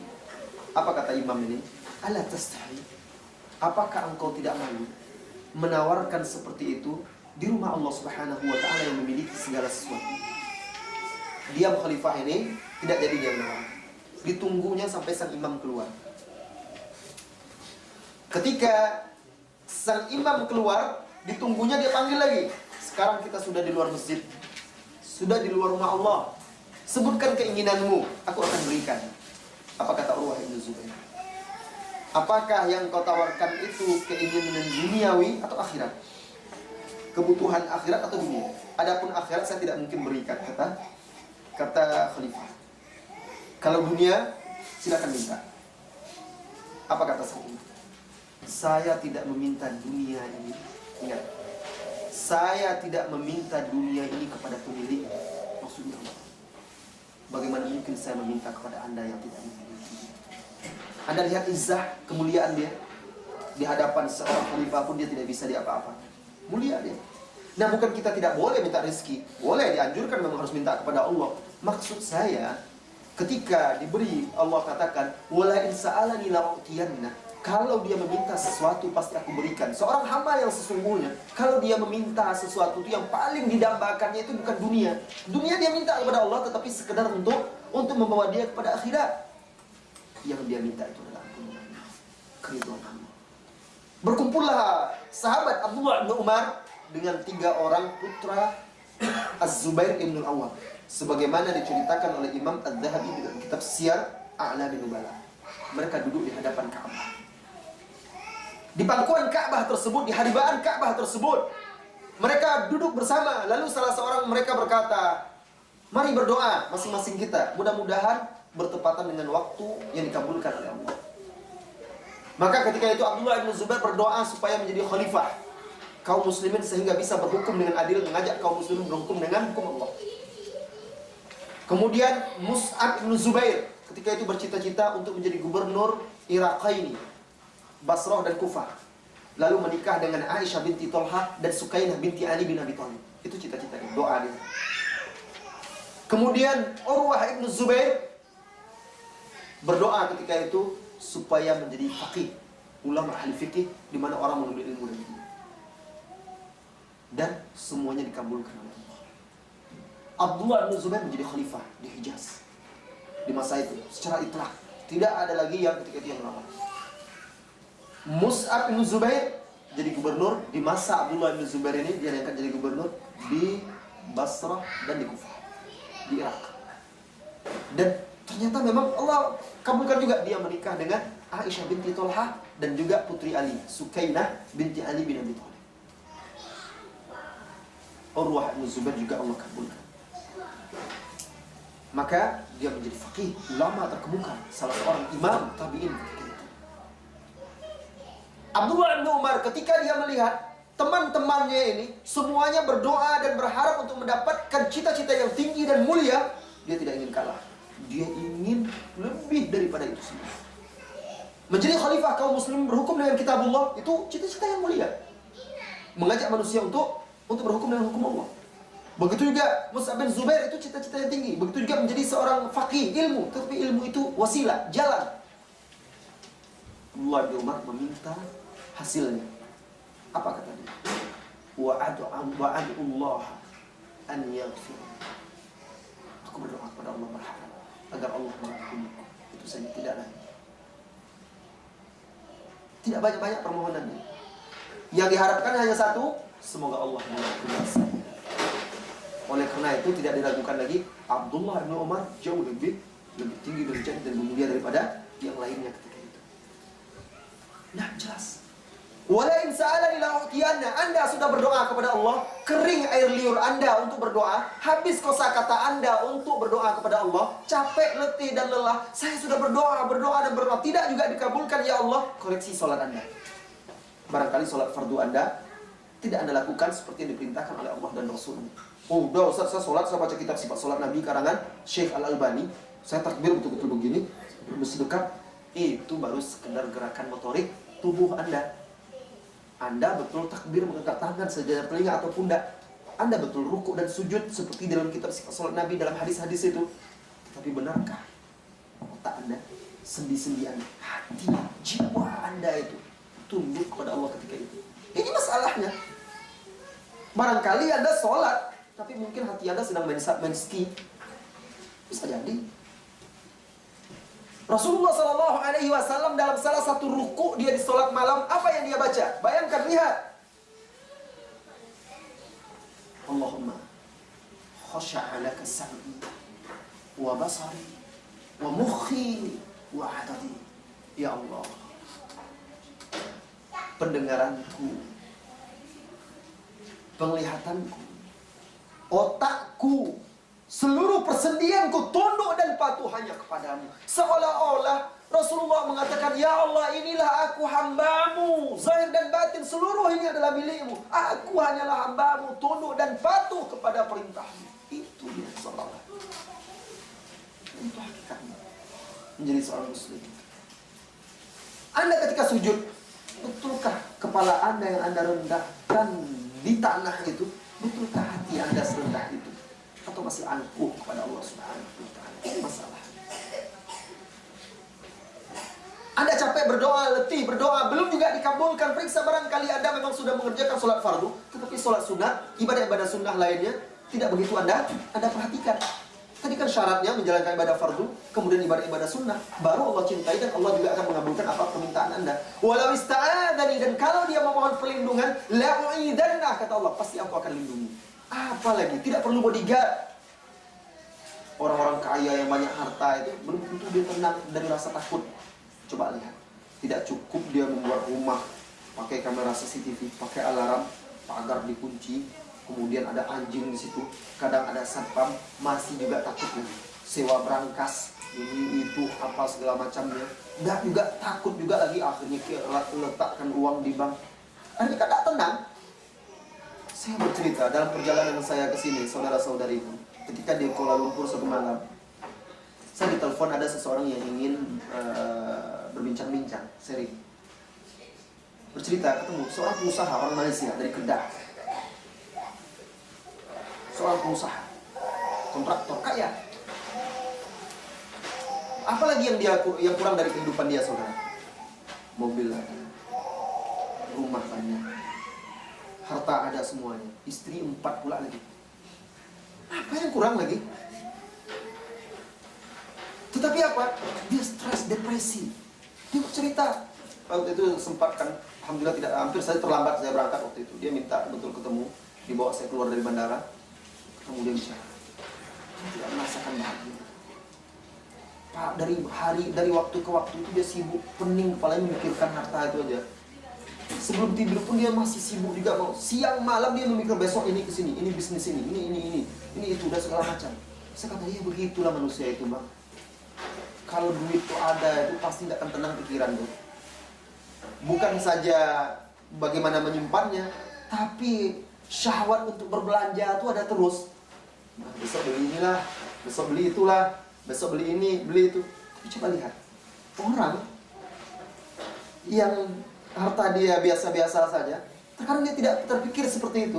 Barangkali dia makan hanya lontong, barangkali dia makan hanya nasi seputih dengan sedikit saja, dengan sambal belacan kata orang kami ya, barangkali dengan belacan, tetapi ketika itu dia nikmat saja.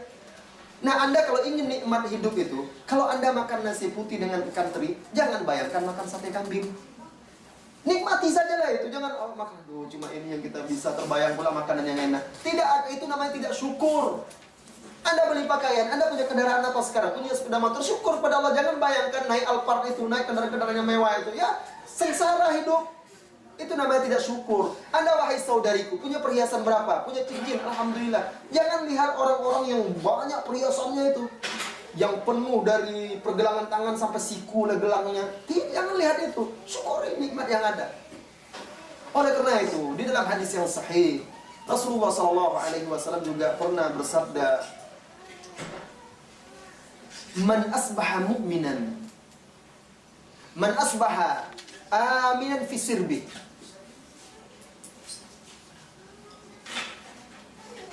Man asbaha aminan fi sirbi, mu'afiyan fi jasadi, wa indahu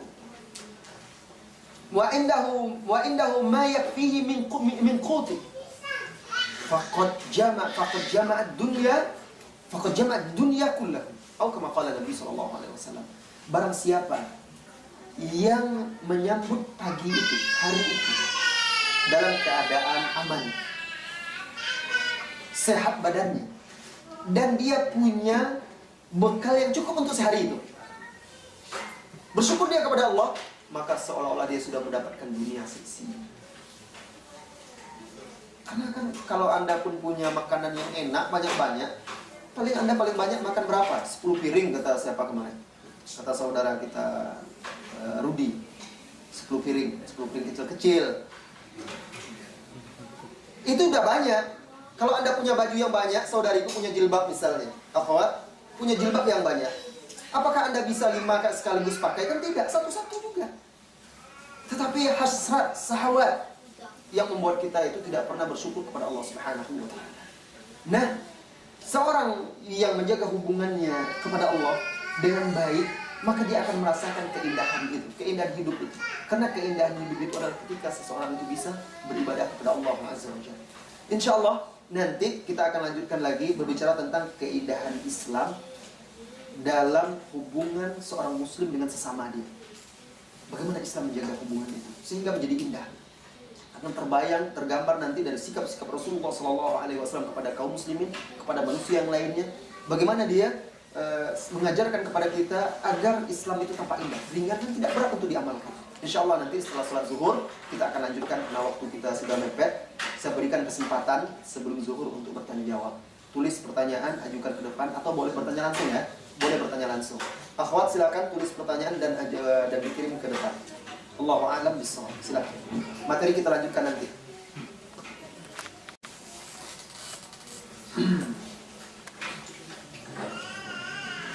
Bagaimana bisa melakukan ibadah sholat?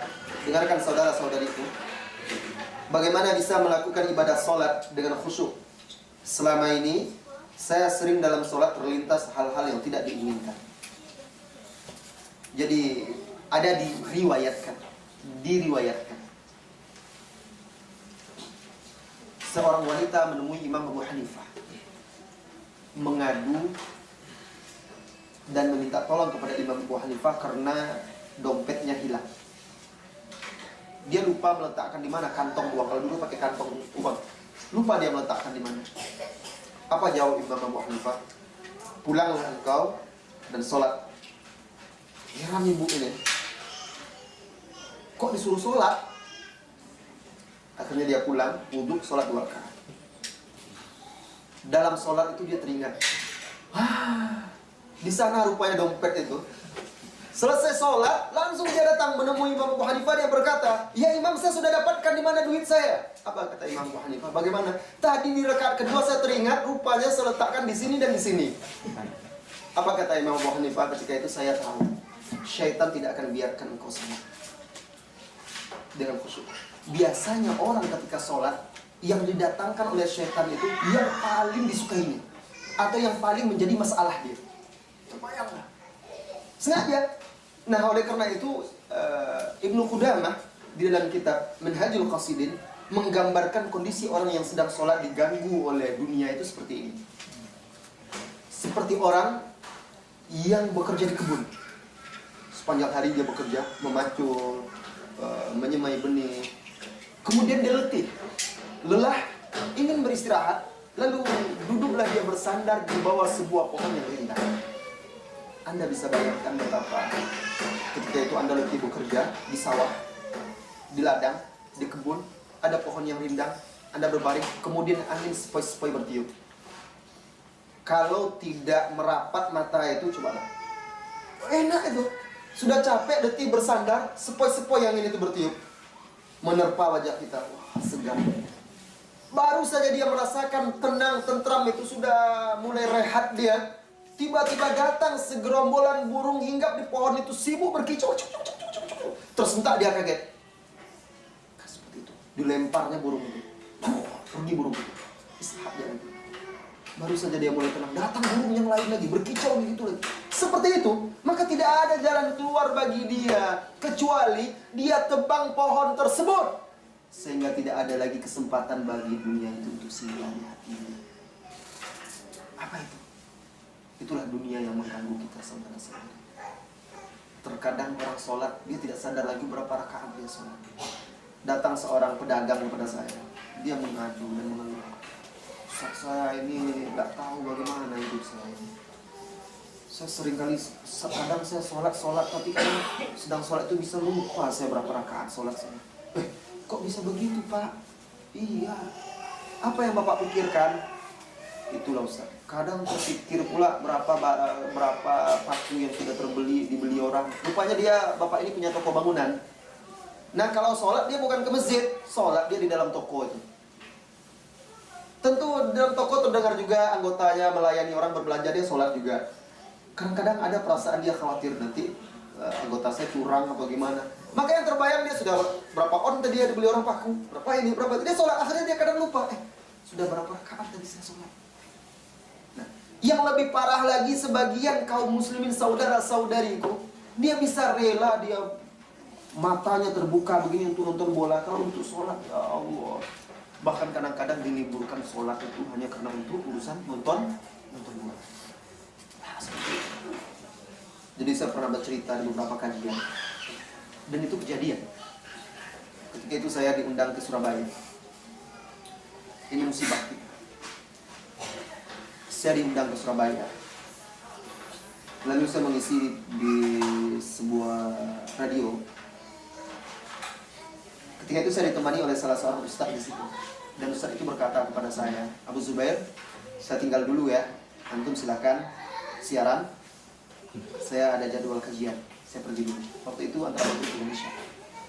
Nanti kita ketemu lagi. Pergi. Tayyib ustaz, silakan. Tafadhal. Khudh rahatan. Pergi dia. Sebelum Isya, saya sudah selesai kajian saya di radio karena saya berikan kajian singkat saja. Waktu itu kisah sahabat Abu Bakar dan Rabi'ah al-Aslam radhiyallahu anhu. Ketika saya turun, lihat dia ketemu dia sedang duduk termenung di teras masjid. Sendiri aja. Assalamualaikum Ustaz. Katanya pergi kajian. Loh, kemana? Kok duduk-duduk aja? Itulah Abu Zubair. Tadi ada jamaah pengurus nelpon. Ustaz, ini kajian jamaah sedikit yang datang. Jamaah banyak nonton final bola, jadi kita libur dulu ya kajiannya. Astagfirullah. Diliburkan kajian hanya karena bola. Bahkan sebagian mereka lalai sholat hanya karena urusan-urusan dunia yang seperti itu tidak mendekatkan mereka kepada Allah, bahkan semakin menjauhkan mereka. Bagaimana akan khusyuk? Tahap langkah pertama kita untuk khusyuk itu, wahai saudara-saudariku, ketika Anda mengerjakan sholat itu dengan sukarela, ridho, ikhlas, tidak ada keterpaksaan. Ketika Anda, anggota tubuh Anda, hati Anda itu memang betul-betul tunduk dan patuh, tidak ada rasa terpaksa dalam mengerjakan sholat, itu awal langkah pertama. Itu harus Anda perjuangkan. Tapi masih ada beberapa azan pula. Seorang muslim sejati yang paling dinanti dia adalah saat bertemu dengan Allah. Sholat itu paling dinantikan. Anda punya janji dengan siapa? Anda misalnya atasan Anda di perusahaan bekerja di sini memanggil Anda, Abu Hamzah, hari Rabu kamu datang ke kantor saya jam sekian. Saya insya Allah saya akan berikan surat pengangkatan jadi GM misalnya, ya, GM di Epson di Batam misalnya, kan itu cita-cita. Misalnya, hari apa? Hari Rabu nanti. Jam berapa? Jam sekian. Ditandain. Barangkali kita, ketika kita ada janji dengan seseorang yang kita harapkan, sekarang saya tidak mencontohkan beliau lagi, ini kita. Siapa saja, kita ada janji dengan seseorang, atau kita ingin bertemu dengan seseorang yang sangat kita kagumi, kita idolakan, kita akan bersiap-siap. Saya diundang nih, nanti jam sekian, hari Rabu depan, jam sekian, untuk menerima penghargaan. Atau untuk menyampaikan sepatah dua kata. Anda akan konsep apa yang akan Anda sampaikan. Barangkali Anda berlatih di depan cermin. Pantas nggak saya pakai baju ini atau bukan? Menjelang hari yang H, paginya Anda sudah bersiap-siap, mandi yang rapi, bersih-bersih, baju disetrika, pakai parfum. Sebelum keluar rumah Anda bercermin. Pantas tidak? Wah, tidak boleh kalau ketemu dengan itu pakai sendal, harus pakai sepatu, pakai kaos kaki, harus begini, harus begitu, dan segala macam. Sampai Anda betul-betul yakin pantas. Dan Anda datang tepat waktunya. Itu kepada manusia. 5 kali sehari semalam Anda ada janji dengan Allah Subhanahu wa Ta'ala. Pernahkah kita menantikan saat itu? Sudah jam berapa ya? Sudah dekat waktu zuhur belum ya? Tetapi terkadang kan azan berkumandang, terkadang kita seperti merasa aduh, azan pula lagi. Ada masuk pula waktu sholat. Sepertinya berat. Ya Allah, bagaimana mau khusyuk? Seorang yang merindukan seseorang yang dicintai, dia yang menunggu dan menanti waktu itu. Walaupun dia bekerja urusan dunianya, dia senantiasa, sudah zuhur belum ya? Sudah zuhur. Dia takut terlewatkan waktu untuk bertemu itu. Maka yang paling membahagiakan dia adalah waktu bertemu dengan zat yang paling dicintai. Orang yang hatinya diselimuti oleh dunia saja, syahwat saja, yang paling berat itu adalah waktu itu. Seorang mukmin yang paling membuatnya sedih adalah ketika selesai sholat. Ketika assalamualaikum, saat dia kembali berpisah, tidak akan disibukkan dengan urusan dunia. Tetapi seorang yang sudah diselimuti oleh hawa nafsu dan syahwat, ketika imam assalamualaikum warahmatullah, lapang dadanya, wah selesai. Seorang mukmin sholat yang panjang bacaannya, panjang rukuk dan sujudnya, itu yang paling dia sukai dan cintai. Seorang pecinta dunia, yang paling berat bagi dia tidak disukai adalah sholat yang panjang-panjang itu. Yang paling disukainya sholatnya kalau super ekspres itu paling suka. Kalau pendek. Kalau panjang bacaan imam itu rukuk besok, dalam hati dia ngutuk-ngutuk. Imam ini apa pula doa yang dibacanya? Panjang betul. Itu kenyataan, tidak bisa kita pungkiri, akhi. Ukhti, saudara-saudari, itu realita kita. Saya tidak tunjuk siapa-siapa, tapi kita sebenarnya harus memperbaiki diri kita. Kalau kita ingin mengawali kekhusyukan itu mulailah. Dahulu ulama salaf itu berkumandang azan, berwudu, dia pucat pasi wajahnya. Ali Zainal Abidin. Ditanya kepada dia, kenapa anda seperti ini? Gemetar, pucat pasi. Apa kata dia? Tahukah anda? Anda akan berdiri di hadapan siapa? Anda kalau dipanggil oleh pejabat, berbicara di depan menteri, di depan presiden, mungkin anda akan khusyuk.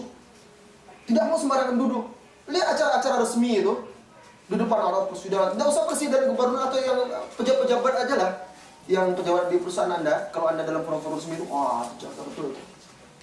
Ya, pokoknya jauhkan apa saja gerakan-gerakan yang dianggap tidak sopan. Anda dalam sholat, bagaimana?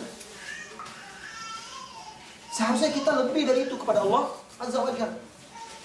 Tunduk, patuh. Abdullah bin Zubair itu kalau sholat dia tidak peduli lagi dengan apa yang terjadi di sekitarnya. Ketika itu Ka'bah sedang dikepung, Masjidil Haram sedang dikepung oleh Al-Hajjaj bin Yusuf Al-Thaqafi. Bom-bom menjanik itu kapal besar zaman dulu itu. Ya, dulu kan belum ada bom, jadi batu itu yang diberi api. Itu berterbangan di kiri kanannya sehingga sebagian Ka'bah runtuh. Ada salah satu bom menjanik itu, batu itu menyerempet pakaiannya sehingga koyak. Dia terus saja sholat. Dia terus saja sholat. Begitu mereka. Kenapa? Karena mereka mengawali itu tidak ada keterpaksaan dan perasaan berat untuk melakukan. Sehingga semuanya menjadi ringan. Awali dari situ, keikhlasan. Itu awalnya dari keikhlasan. Dan yakinlah, tanamkan bahwa Anda hidup itu untuk itu. Kalau Anda masih belum menanamkan keyakinan itu, maka berat bagi Anda untuk melakukannya. Karena Anda masih merasa hidup itu untuk dunia. Kalau untuk dunia Anda tidak berat. Pokoknya apapun, 24 jam kata bos bekerja, Anda siap bekerja untuk dunia. Kan nanti digaji, kan nanti dibayar, lembur. Itu bisa menjadi tambahan. Kalau untuk surga, sanggup Anda lembur. Bayangkan bagaimana sholatnya Rasulullah SAW. Itu tidak ada apa-apanya. Rasulullah, kata Huzaifah ibn Yaman, Rasulullah SAW itu pernah sholat malam itu dia membaca surah Al-Baqarah. Huzaifah sholat di belakang. Al-Baqarah itu 2 juz seperempat. 1 juz itu kalau mushaf cetakan Arab Saudi itu seperti ini, 1 juz itu 10 lembar 20 halaman. Dan 1 halaman itu 10 paragraf. Hitunglah 10 baris. 10 baris, hitunglah berapa banyaknya. Dia kira ketika selesai surah Al-Baqarah, selesai bacaannya, ditambah lagi oleh Rasulullah surat Al-Imran sampai ke juz 4. Tinggal seperempat lagi juz 4. Dia kira sudah selesai pula. Ternyata Rasulullah sambung lagi surah An-Nisa. Itu baru 1 rakaat. Surah An-Nisa sampai surah Nisa itu sampai di awal juz 6 itu, seperempat pertama juz 6. Setelah itu baru Rasulullah SAW ruku panjangnya hampir sama dengan panjang berdiri. Kemudian dia iktidal yang hampir sama pula dengan ruku.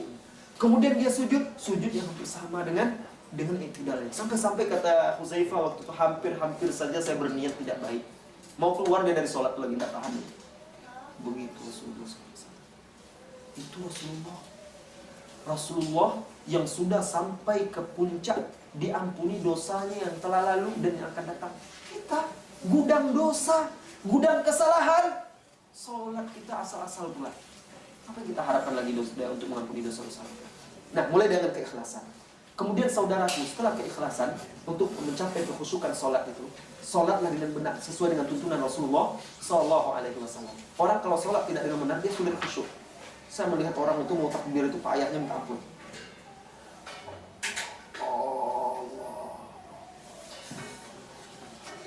Allah. Berulang-ulang tidak bisa juga. Karena sudah gini, diulangnya lagi. Dia susah khusyuk. Dikiranya kekhusyukan itu ada di situ. Harus serentak antara niat dengan bacaan takbir. Bagaimana caranya? Niatnya berbeda, takbirnya berbeda. Tentu susah. Nah, sholat dengan benar sesuai dengan tuntunan Rasulullah SAW. Yang ketiga, hindarilah ketika sholat itu perkara-perkara yang akan mengganggu kita. Anda sholat, TV hidup juga, radio hidup juga. Bagaimana akan khusyuk? Anda sholat dalam keadaan sangat lapar, bagaimana akan khusyuk? Jadi sholat itu hindari atau perkara-perkara seperti orang yang saya contohkan tadi mengadu itu, dia sholat di tokonya, orang berbelanja juga, bagaimana akan khusyuk? Oleh karena itulah kalau sholat fardu, diwajibkan kita berjamaah. Dan mungkin di sini tidak ada masjid ya. Kalau tidak ada masjid, usahakanlah berjamaah dengan teman-teman kita yang ada. Misalnya di tempat kerja kita ada berapa orang, kalau memungkinkan. Kemudian lakukan tepat pada waktunya. Jangan ditunda-tunda. Lakukan tepat pada waktunya, jangan ditunda-tunda. Kemudian yang berikutnya, Anda sudah belajar sifat sholat Nabi, gerakannya bagus. Pelajari bacaan. Pelajari bacaan. Karena bacaan-bacaan zikir Rasulullah dalam sholat itu banyak dan sangat agung sekali maknanya. Jangan sibukkan dengan yang lain, sibukkan dengan itu. Pelajari, hayati keagungan dan kebesaran. Kemudian yang berikutnya, jauhkan diri dari maksiat. Maksiatlah yang membuat Anda tidak bisa khusyuk. Kenapa? Khusyukan ada di hati. Sementara maksiat itu menodai hati. Semakin banyak maksiat itu, semakin menghitam hati itu, semakin banyak bisikan-bisikan, gangguan. Karena kalau hati itu sudah rapuh, setan itu mudah menggoda. Mudah-mudahan kita semuanya bisa mendapatkan kekhusyukan di dalam sholat. Pertanyaan berikutnya, ketika seseorang masuk dalam suatu jamaah dan sejak masuk dalam jamaah tersebut sholatnya jadi khusyuk, apakah khusyuknya dibantu oleh syaitan? Dan B, jamaah tersebut tidak sesuai dengan sunnah. Itu kekhusyukan yang semu. Dia belum tahu bagaimana khusyuk yang sebenarnya. Kan saya katakan tadi, seseorang itu bisa khusyuk di depan berhalanya. Kalau orang-orang muslim itu kadang-kadang di depan patung bisa khusyuk ya. Ya, di depan patungnya, di depan patung Buddha, patung Buddha itu kan orang khusyuk. Di depan salib itu kadang orang khusyuk. Orang bisa khusyuk di depan berhalanya. Di depan presiden orang bisa khusyuk. Kan saya contohkan tadi bisa dia khusyuk. Di depan Allah tidak bisa. Tetapi itu kekhusyukan yang semu. Salah. Seharusnya dia lakukan khusyuk itu kepada Allah Subhanahu wa ta'ala. Jadi khusyuk itu, saudara-saudariku, bukanlah tidak ingat apa-apa. Bukan hilang ingatan, bukan tidak sadar, bukan memejamkan mata. Khusyuk itu adalah hadirnya hati ketika Anda sholat. Dan Anda merasakan Allah itu melihat Anda, Allah itu mendengar Anda. Coba Anda bekerja, lalu atasan Anda meletakkan kamera CCTV. Siapa saja pegawai-pegawainya yang melanggar, maka dia akan tahu. Pegawai-pegawai itu akan rajin kerja. Kenapa? Dia tahu, dia diawasi. Di kantor dia betul-betul tunaikan. Lihat, oh ada kamera. Nanti akan ketahuan oleh bosnya. Tapi itu kan bisa diakali. Allah Subhanahu wa ta'ala 24 jam. Setiap detik-detik yang kita lalui Allah tahu. Kita tidak bisa bersembunyi ke tempat yang tidak terlihat, tidak terdengar, dan tidak diketahui oleh Allah. Jadi kekhusyukan dalam ibadah itu ketika Anda sholat, beribadah, merasakan Allah mengawasi Anda. Jadi Anda takut melakukan kesalahan itu. Anda takut Anda tidak sopan, tidak beradab kepada Allah Azza wa Jalla. Nah, inilah yang dikatakan ihsan. Anta'budallaha ka'annaka tarah, fa in lam takun tarah fa innahu yarah. Engkau beribadah kepada Allah seolah-olah engkau melihatnya. Dan kalau engkau tidak melihatnya, maka sesungguhnya Allah melihatnya. Baik, ada pertanyaan lagi mana?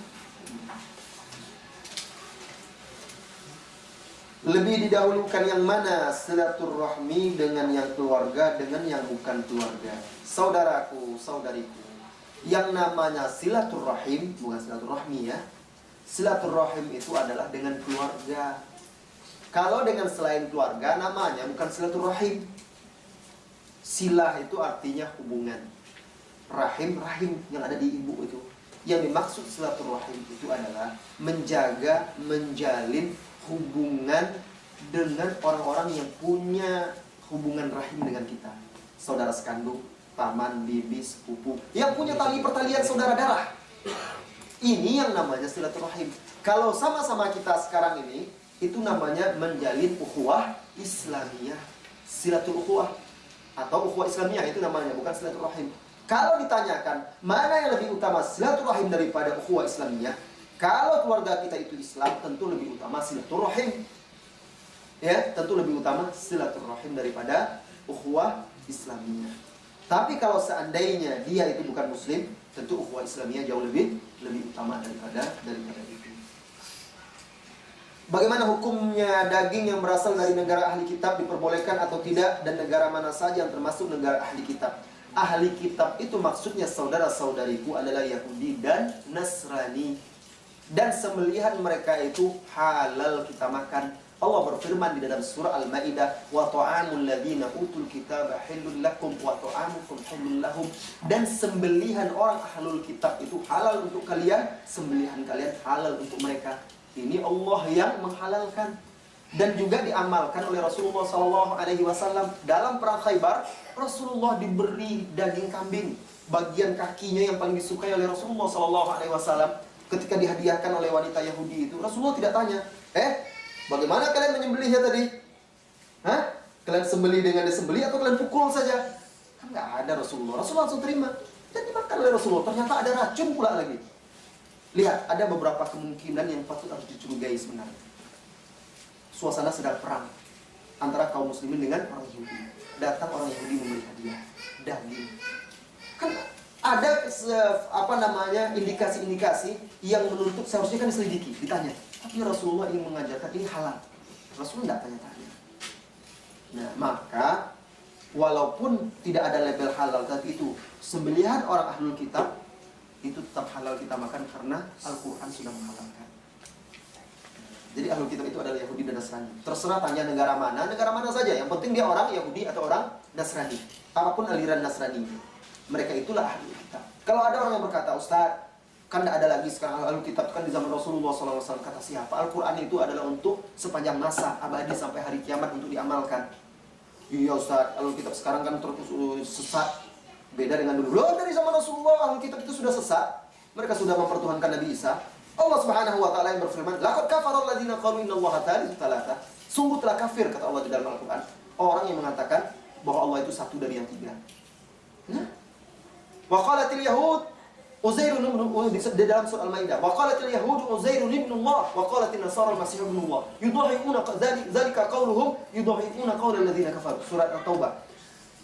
Orang-orang Yahudi berkata Nabi Uzair itu putra Allah. Orang-orang Nasrani berkata Nabi Isa itu, Al-Masih itu adalah putra Allah. Itu perkataan mereka yang menyerupai perkataan orang kafir. Jadi dari zaman Nabi mereka sudah ahlul kitab sudah seperti itu, sama seperti di zaman sekarang. Mereka dulu ya mereka sekarang juga. Maka itu sembelihan mereka itu halal kita makan. Ustaz, mau menambahin pertanyaan. Silakan. Yang pertama itu. Yang mana itu masalah silaturahim? Bukan, yang mencari barang yang hilang dalam sholat. Oh gitu, nanti dulu kita selesaikan ini dulu, karena ini belum selesai. Saya mau tanya yang hubungannya sama Sembelihan. Sembelihan. Silakan. Misalnya kayak negara daging labelnya itu dari Australia, nggak ada label halal gitu. Nah, apakah Australia US beef segala itu dihukumi itu nggak? Maksudnya? Dihukumi itu negeri ahlul kitab? Karena sekarang bukan masalah negerinya, orangnya. Bukan negeri. Selama itu mereka di sana itu penganut Nasrani atau Yahudi, mereka ahlul kitab. Ada label halal atau tidak, kita tidak butuh label halal dari manusia, karena Al-Quran yang sudah membuat label halal. Sembelihan mereka halal bagi kita. Ya, silakan. Tentang menyebut nama Allah itu bagaimana, Ustaz? Tentang menyebut nama Allah, Ya, jadi hewan yang disembelih tanpa menyebut nama Allah itu haram dimakan. Itu untuk orang Islam. untuk orang Islam. Orang Islam kalau menyembelih wajib menyebut nama Allah. Kalau tidak disembelih dengan menyebut nama Allah oleh seorang muslim, maka itu menjadi bangkai. Adapun ahlul kitab itu pengecualian. Nah, kenapa hanya ahlul kitab? Bukan orang Cina, orang Konghucu, Buddha, Hindu itu tidak boleh, haram. Kenapa? Karena pertama sebenarnya agama mereka itu berasal dari Allah. Cuma mereka selewengkan. Kitab-kitab mereka berasal dari Allah, cuma mereka selewengkan. Dan yang penting, inilah dia Al-Quran, inilah dia keterangan dari Allah, ini keputusan Allah, itu hak Allah, bukan hak kita. Ya, nah seperti itu. Adapun daging Brazil tidak ada labelnya misalnya, atau daging yang dari Brazil ada label halal, Australia tidak ada bedanya, sama saja. Zaman Rasulullah kan saya katakan tadi, Rasulullah tidak pernah tanya ketika diberi hadiah itu, "Hai Yahudi, bagaimana cara kalian menyembelihnya? Apakah kalian tusuk, kalian pukul, atau sekaligus kambing itu kalian bagaimana?" Segala tidak, Rasulullah terima. Karena hukum asalnya adalah boleh. Kecuali ada keterangan, informasi yang valid, akurat, bisa dipertanggungjawabkan, menjelaskan bahwa hewan itu di Australia misalnya, itu tidak disembelih, tapi disetrum, dipukul, atau disembelihnya itu bukan seperti penyembelihan kita. ya kan? Main potong begitu saja atau tidak sampai putus 3 yang urat itu. Kalau ada bukti-bukti yang bisa dipertanggungjawabkan, ketika itu tidak boleh kita makan karena sama seperti bangkai.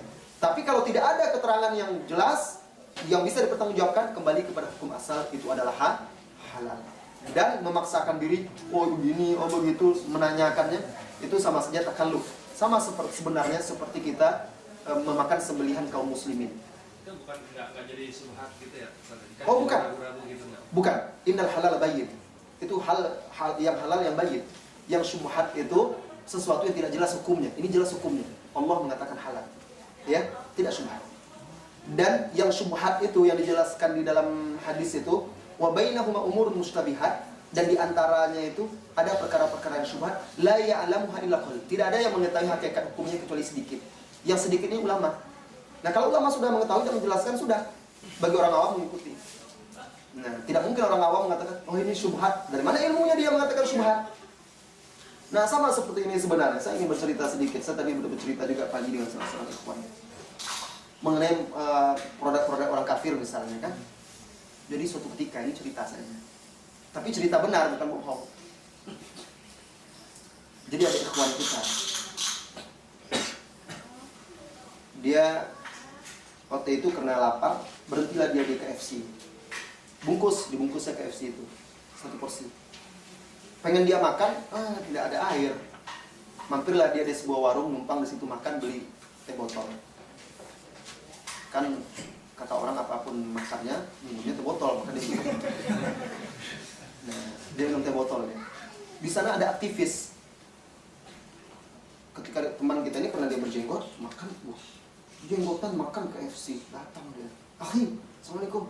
Ente tahu nggak ini haram ini? Ayam kok haram? Ya ini kan produk orang kafir ini.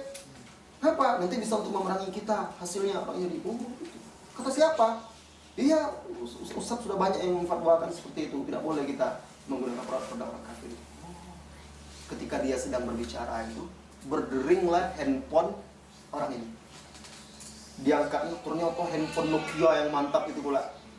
Langsung diambil sama kawan kita ini, dilemparnya ke tembok. Wah, pecah, kaget dia marah. Hah? Ribut sampai orang datang semua hampir berkelahi. Kenapa? Ya handphone, kenapa ente buang handphone saya rusak begini? Akhi, itu produk orang kafir itu. Nokia itu. Nanti digunakan oleh itu syubhat, digunakan orang untuk ini. Bisa saja hasilnya sebagiannya digunakan untuk memerangi kaum muslimin di Palestina. Karena orang kafir yang buat. Dia akhirnya terdiam dia. Nah, haram ini. Jadi itu yang dikatakan dia kan syubhat, bisa jadi nanti begini begitu dan itu bukan syubhat. Syubhat itu ada pada akal dia karena tidak paham dan tidak mengerti. Kalau yang sudah jelas hukumnya jelas. Allah membolehkan, menghalalkan muamalah dengan mereka, sudah tidak ada. Selama tidak membahayakan agama kita dan tidak ada dalil-dalil bukti-bukti yang kuat yang menunjukkan itu haram, maka berarti sudah jelas itu halal. Sebenarnya sama seperti ini. Kita beli sate Madura ya. Saya suka juga sate Madura. Nah, apa yang membuat kita yakin orang muslim itu baca bismillah? Kita tidak pernah hadir, tidak pernah melihat. Apa yang membuat kita yakin muslim itu menyembelihnya benar dengan benar? Kan kita tidak pernah melihat. Bisa saja orang mengatakan syubhat, bisa jadi dia tidak baca bismillah, bisa jadi ini bangkai yang dibuatnya. Ya? Sakit, udah mati ayam itu baru disatenya atau kambing. Kan bisa saja. Berani Anda ketika beli sate tanya kepada orang tukang sate itu. Mas, ini gimana nyembelih kambingnya? Disembelih dengan benar enggak? Baca bismillah enggak? Oh, mungkin dipukulnya kita. Ente kalau mau beli aja, kalau enggak pergi sana. Kan dia akan bilang seperti itu. Nah, ini menyusahkan diri sendiri. Ini namanya takalluf, tanattu, ghulu, berlebih-lebihan dalam beragama. Islam mudah. Islam gampang. Kita tidak diperintahkan itu, dikembalikan kepada hukum asal. Kalau memang betul dia menyembelih tidak benar, itu tanggung jawab dia di hadapan Allah Subhanahu wa ta'ala. Kecuali ada dalil yang kuat, bukti yang kuat, bisa dipertanggungjawabkan. Daging yang merek ini dari Australia itu ternyata terbukti mereka menyembelih tidak dengan benar caranya. Maka tidak boleh kita makan. Tapi selama tidak ada keterangan, boleh kita makan dan kita nikmati seperti Rasulullah makan daging yang dibuat oleh orang yang tersebut. Allah. Habis? Iya, sholat zuhur dulu itu sudah lewat malah ya. Ya, mari kita sholat zuhur dulu, kita lanjutkan ini menjawab pertanyaannya atau kita materinya. Ini tolong jangan dibuang dulu. Wassallallahu wasallam ala nabiyyina Muhammad walhamdulillahi rabbil alamin. Subhanakallahumma wa bihamdika asyhadu an la ilaha illa anta astaghfiruka wa atubu ilaik. Assalamualaikum warahmatullahi wabarakatuh.